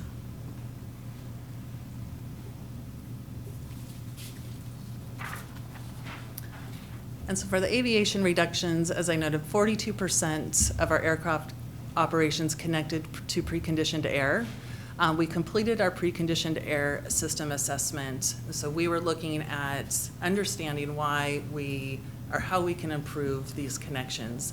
The outcome of that study determines some are very simple operational changes, while others will require more investment, including changing out some of the hose types and some of the other connection infrastructure. Go ahead. Could I just also note that this is somewhat of a comparable to the maritime ship-to-shore power connection. We connect the planes to preconditioned air at the terminal so they can turn off their auxiliary power units and not burn fuel while they're at the gate. So it's a very comparable program. Thank you. And then for advancing sustainable aviation fuel production, staff in coordination with King County completed the Municipal Solid Waste to Sustainable Aviation Fuel Study.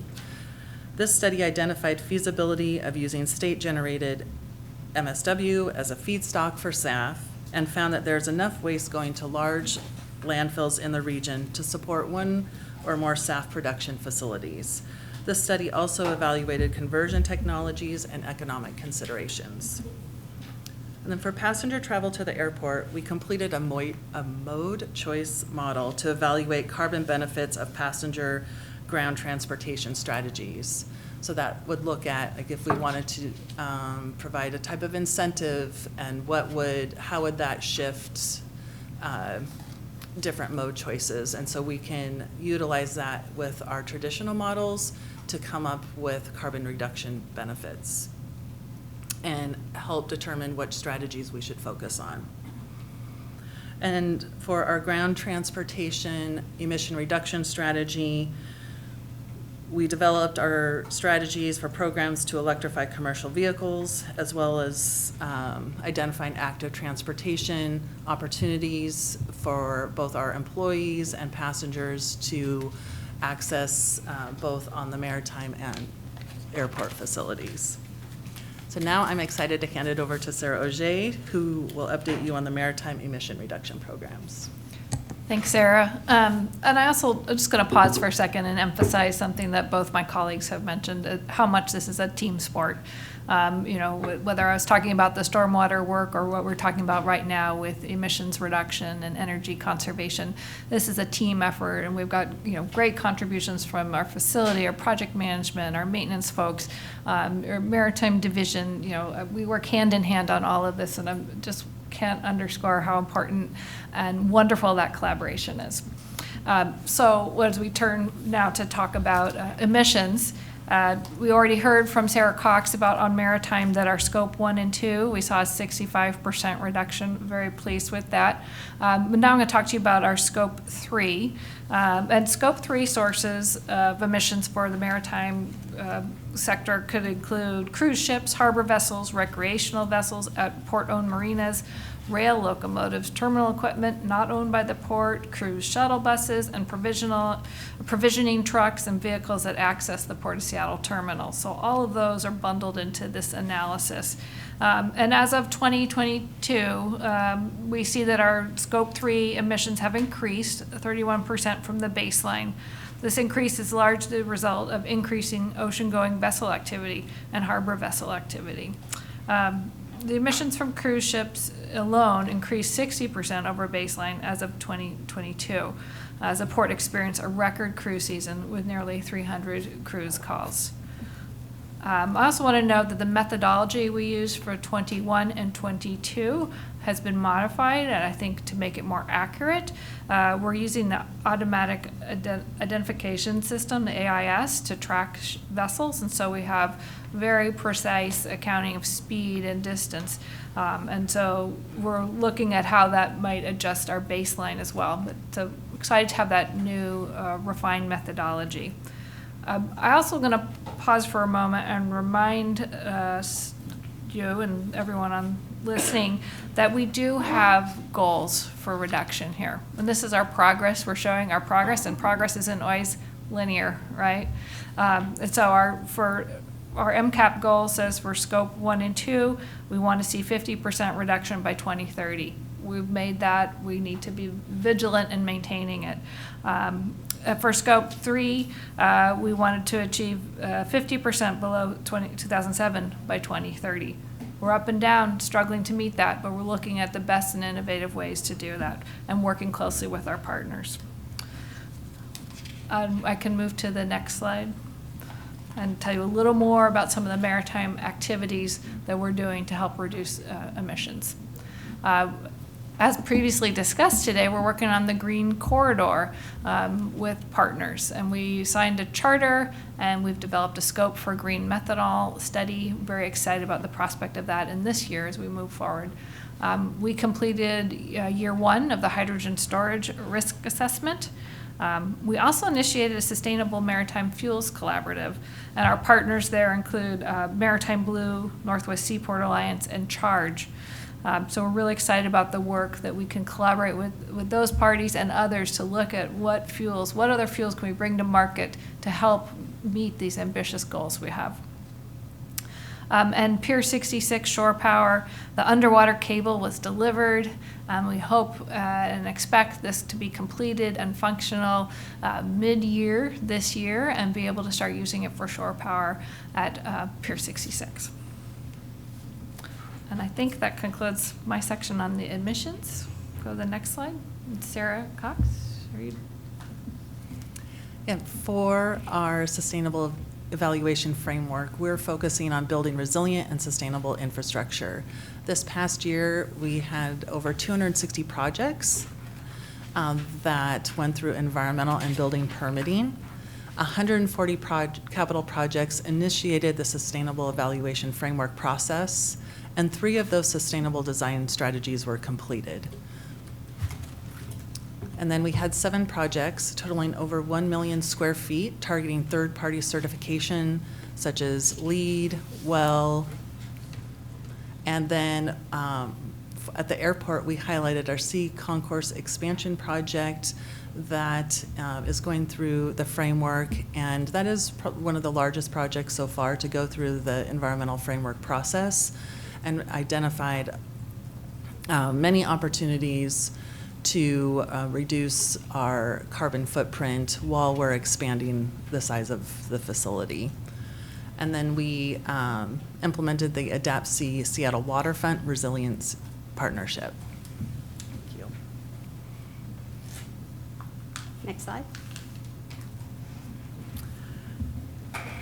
And for the airport, as we're looking at how we can reduce the impact of aircraft noise, in 2023, we had 9 apartment buildings, which is 320 units in final design. Those are out for construction bid now, as well as 3 places of worship in final design.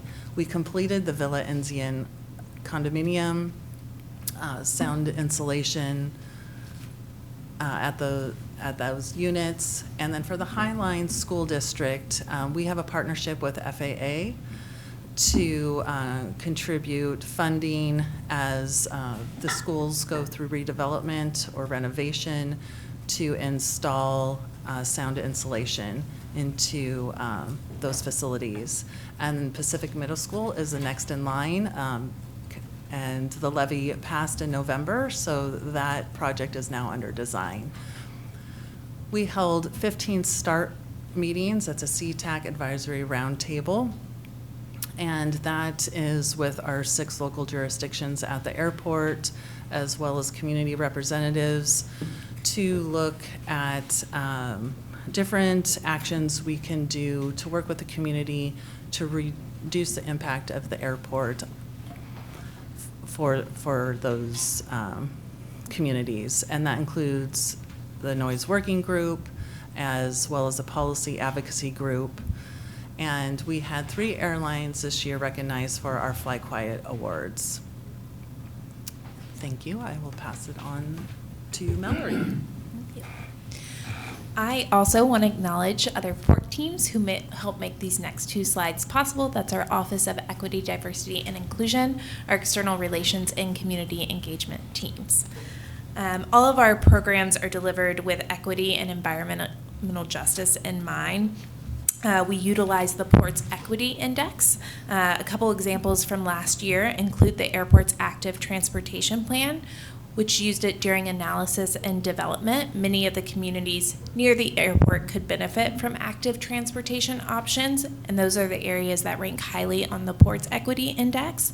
These communities are also home to many people who work at the airport. The SEA Land Stewardship Plan uses equity criteria and prioritizing sites for planting. Other highlights from this year include the Green Jobs Coalition Adult Training Program, which taught 11 paid trainees in both English and Spanish. $100,000 was invested in the Coalition for Climate Careers.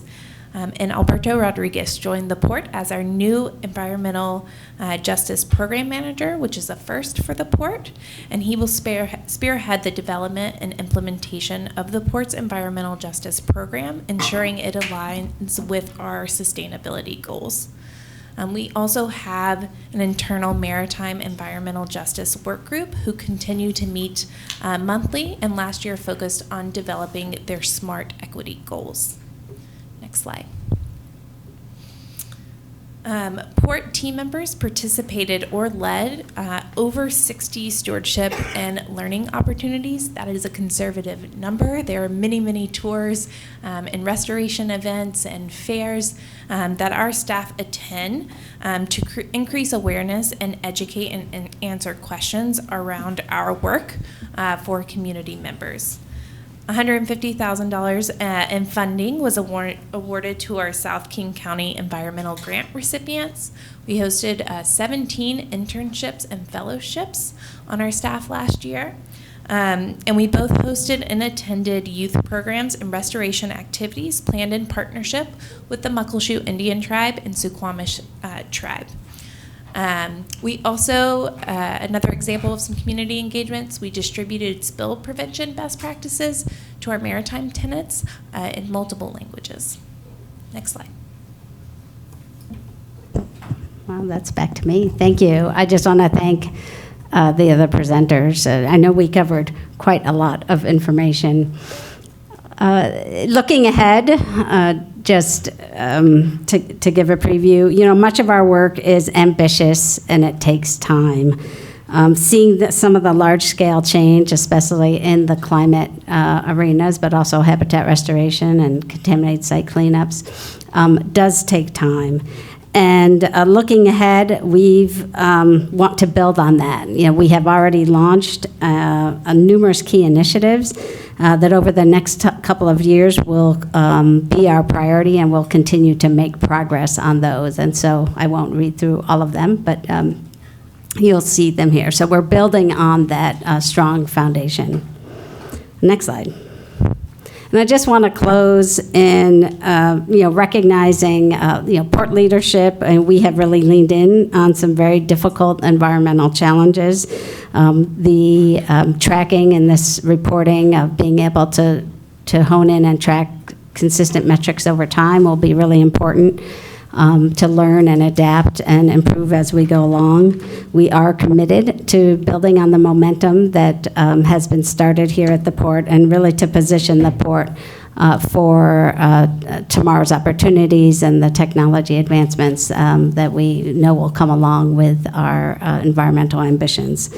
So that wraps up our presentation. We'll take questions. Thank again, Commission and Port leadership for your vision and support of these programs.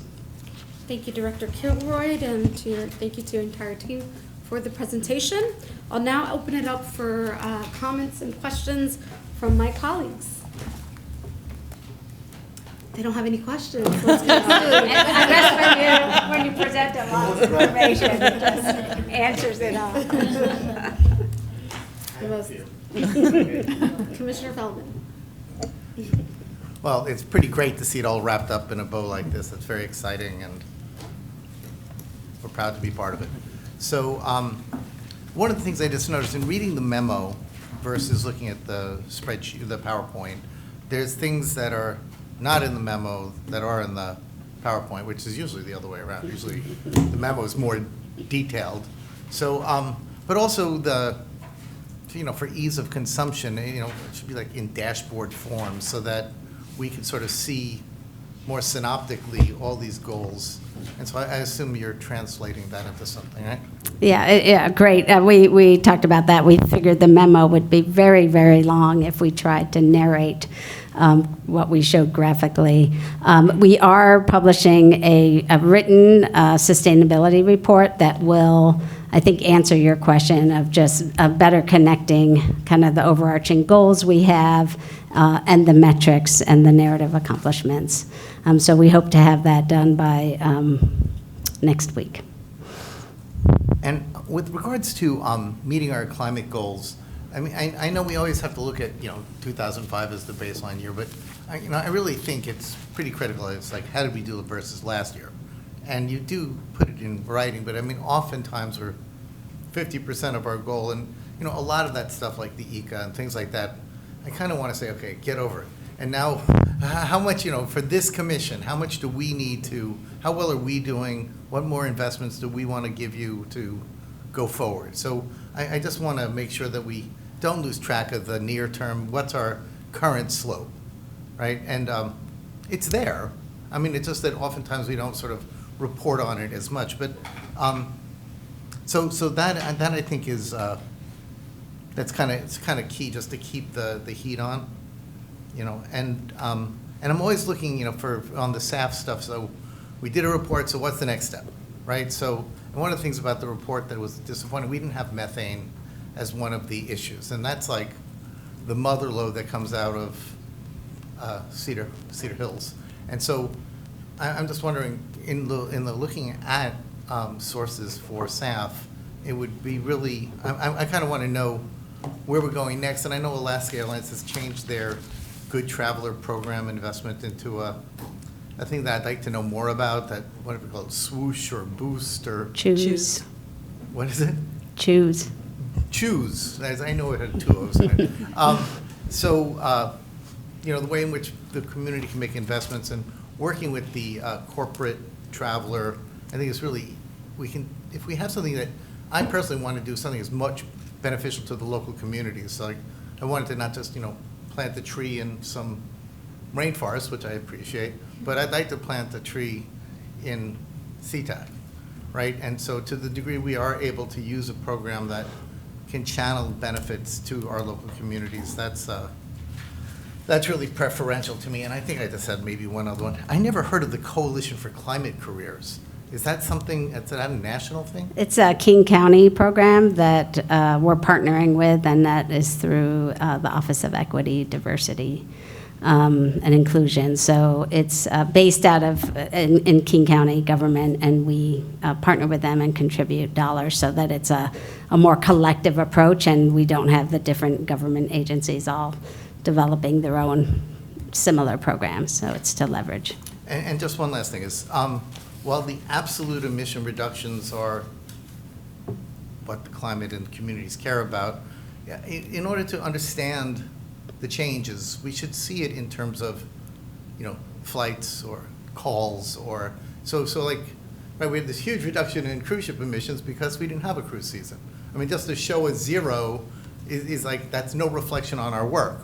And there are other, obviously, pandemic-related emission reduction. So, I mean, the goal, as we spoke of before, is, more with less, right? And so to the degree we can show, 2 lines, right, transits and emissions for whatever the transit is, that will help us understand how progress is making in light of our commercial activities. Yeah, that's a great point, and we certainly can do that. And I think you hit on it. One individual year or even 2 doesn't create a trend, right? And so that is the value of showing it over time and really trying to understand what happened in any given year. On the airport side, we are able to collect emissions data annually.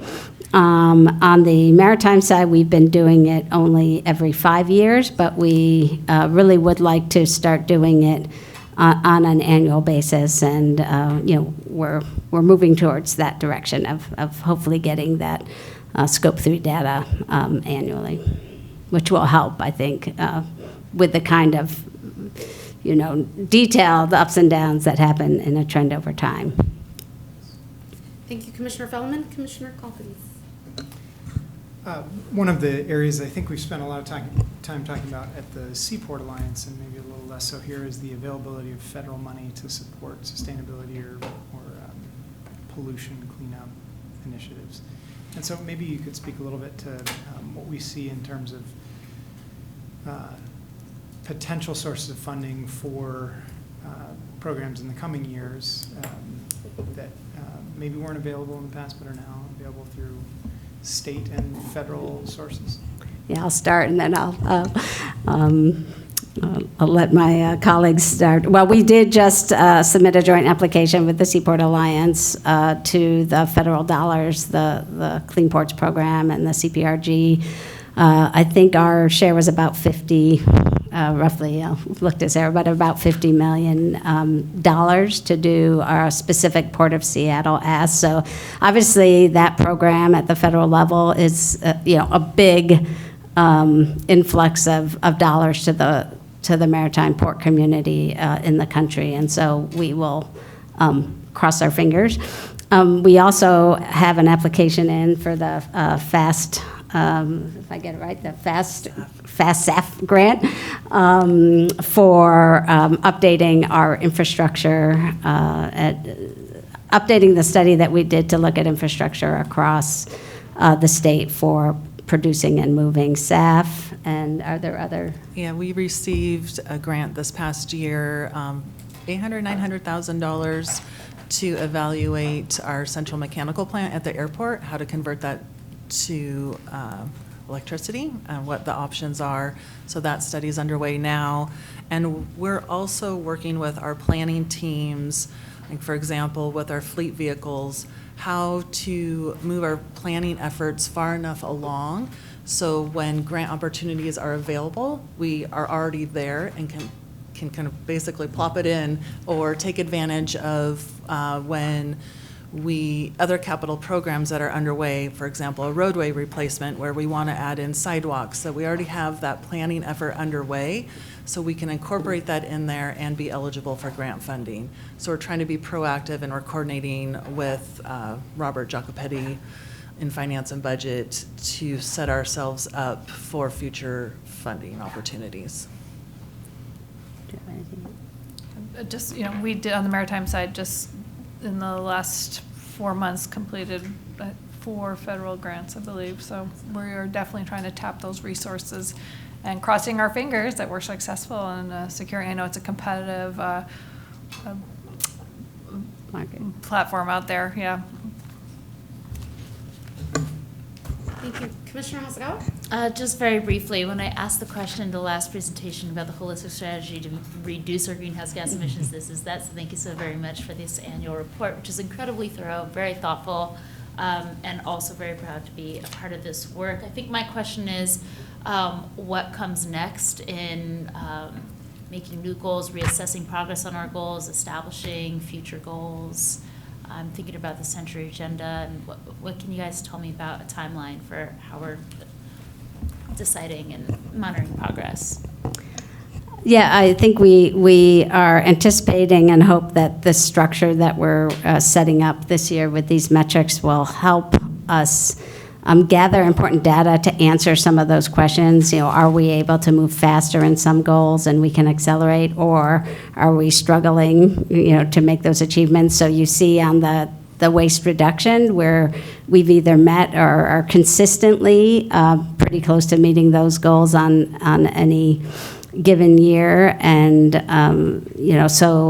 but on other areas we aren't close to meeting those goals. So we can use that. The commission has taken steps to accelerate goals in the past. You voted to accelerate our scope 1 and 2 greenhouse gas emission goals from 2050 to 2040. You accelerated a number of years ago the noise insulation program to be fully completed by 2026.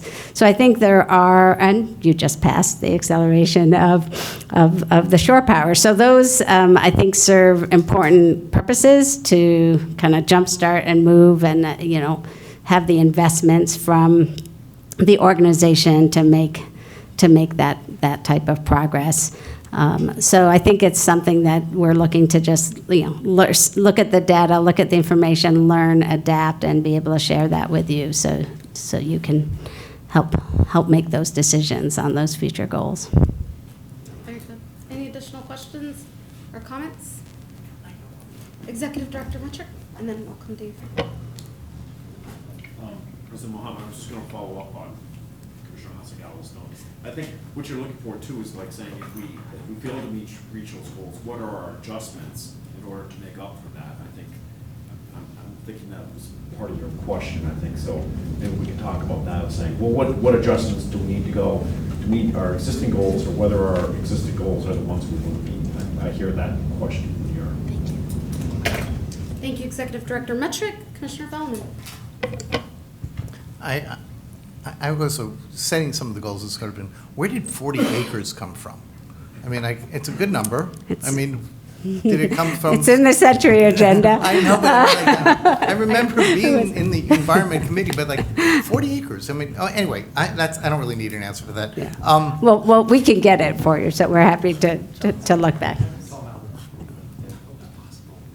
Yeah, I have John Sloan here if you'd like to hear his response to the 40 acres. Is that it's something that was feasible?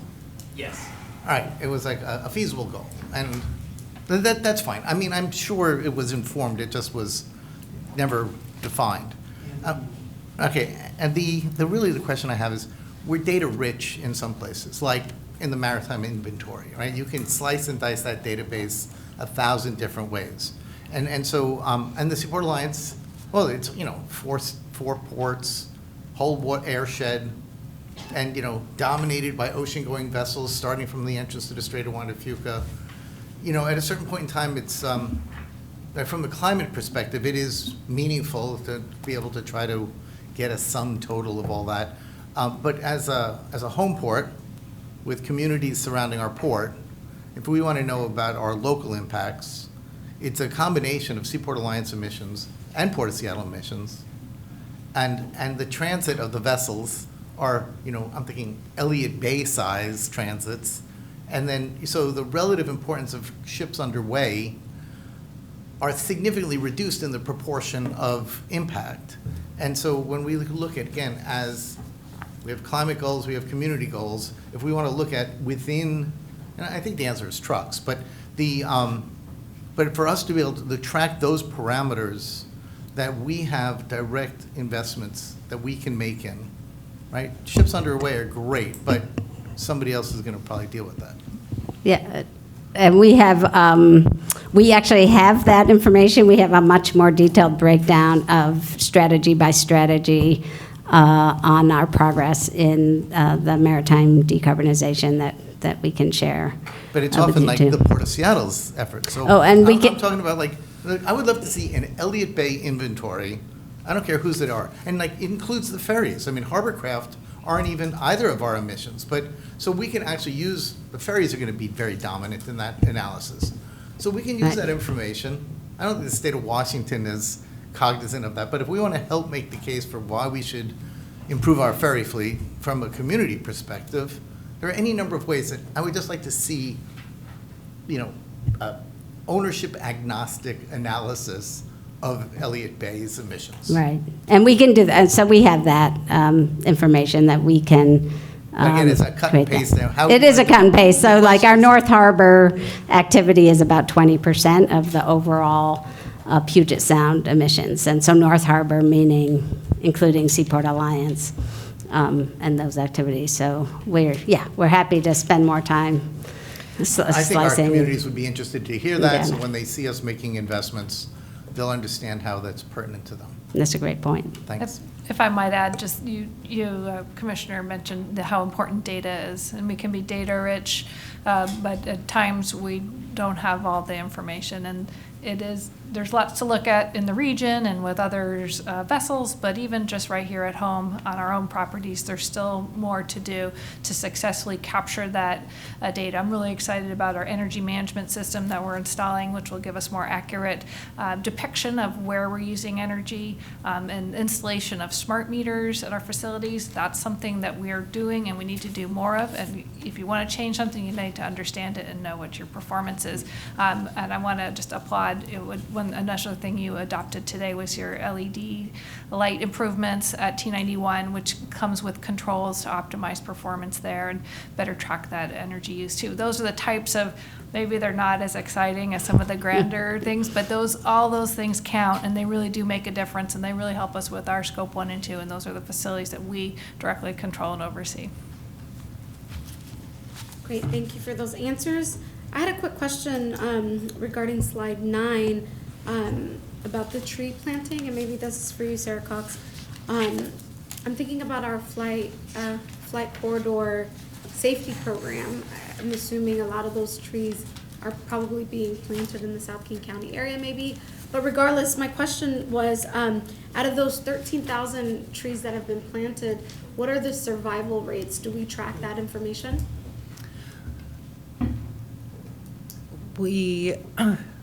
There's kind of two answers to it.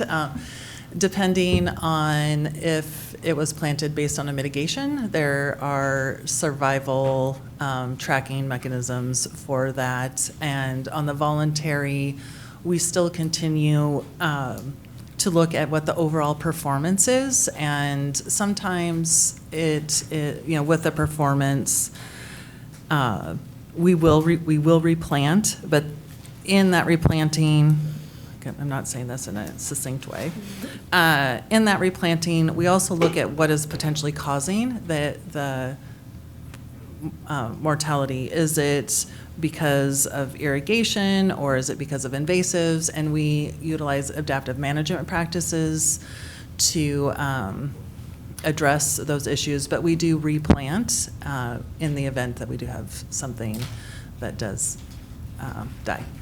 I'm assuming you have a breakdown of that number. Do you know how much of this 13,000 That's is I mitigation? will have to check because that is across both maritime and aviation, so I'll have to follow up on those exact numbers for you.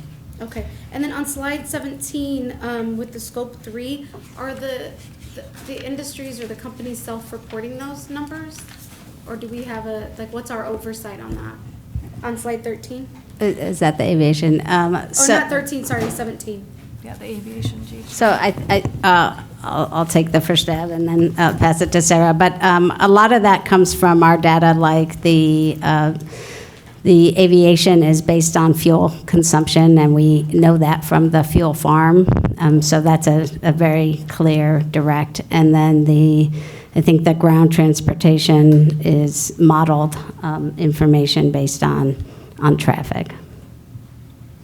Yeah, so it's a combination of fuel usage, the number of operations that we have, aircraft types, so all of that is incorporated into those assessment or evaluation. And what would you say we're missing on that maybe we could have more accurate numbers?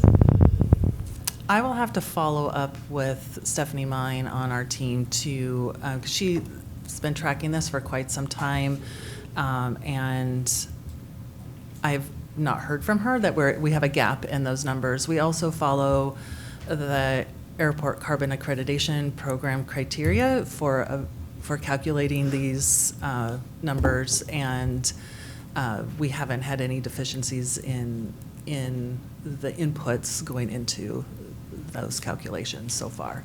But I'll follow up to find out. That was the case for sure. Yeah, if you could follow up on that, that would be wonderful. I don't know, I can't remember which slide it was on the maritime side as well for the scope 3s. How do we track that? How are we getting those numbers? So I think I mentioned the new system we're using, which gives us real-time information about all the vessels. We work with a consultant and full inventory of all the vessels that we're monitoring that would be within our purview for scope 3. So we get their distance and their speed and deduce their fuel use, all within our airshed. Do they share any additional information with you all regarding outside of our airshed that you look at? Is that ever an area of I interest mean, for on you? occasion, we've had conversations with them about their profile kind of globally, or generally for a variety of types of ships. Considering their impacts was universal in many ways. Yeah, so the emissions inventory that we do on a 5-year basis is done consistently across all maritime sector types, right? And within the airshed, we are working as part of the Green Corridor to have the cruise lines share emissions accounting for the whole itinerary. And there's, I think, agreement to do that now. It's just methodology, like all the details of how that gets done. But the emissions, my understanding, and we use a private consulting firm to do those emissions inventory because of the confidentiality that most of the industry wants. So we don't see, the data doesn't come to us directly for reporting of those emissions. It's a third party that does that, Puget Sound-wide. And so as we're building the dashboard, only scope 1 and 2 will be on that dashboard, right? The cruise dashboard? I see Director Jones-Stebbins shaking her head no. So the cruise has a specific dashboard on like shore power connection, passenger counts. There's I forget exactly how many metrics. This is more detailed information across the whole spectrum that wouldn't necessarily be on the cruise specific dashboard. Yeah, I'll stop there. Yeah, I'll just add 2 things. Can you hear me? Yes. Yeah, I'll just add 2 things. One, we know that, so we will be collecting, and as we are working with the cruise lines to get information about specifically what fuels they are burning here. So that's scope 3, and that will be included on our dashboard when we are able to have agreements with the cruise lines to get that information.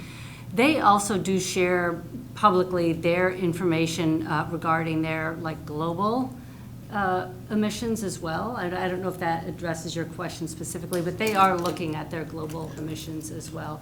And then I'll just finally point out that we are collectively working to continue to improve the way we do emissions inventories, right? Which is why we've had this change in methodology this year.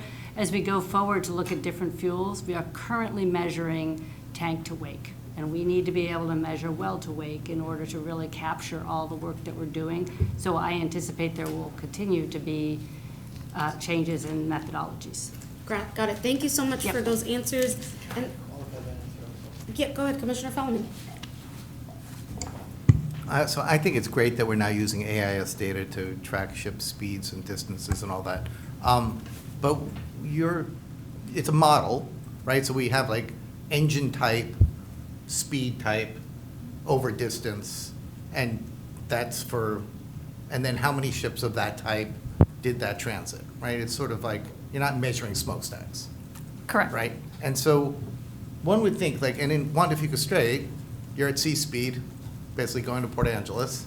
So if you wanted to take that distance and then plot it across the ocean, assuming they're maintaining sea speed to Busan, right? It doesn't have to, it wouldn't be a cruise ship, but I mean, you could take, but each class of ships are being given that. So the question I believe the President was asking was, are we going to see Scope 3 cruise for part of this inventory? And it strikes me that, like any other ship, cruise could be broken out from within the airshed at least.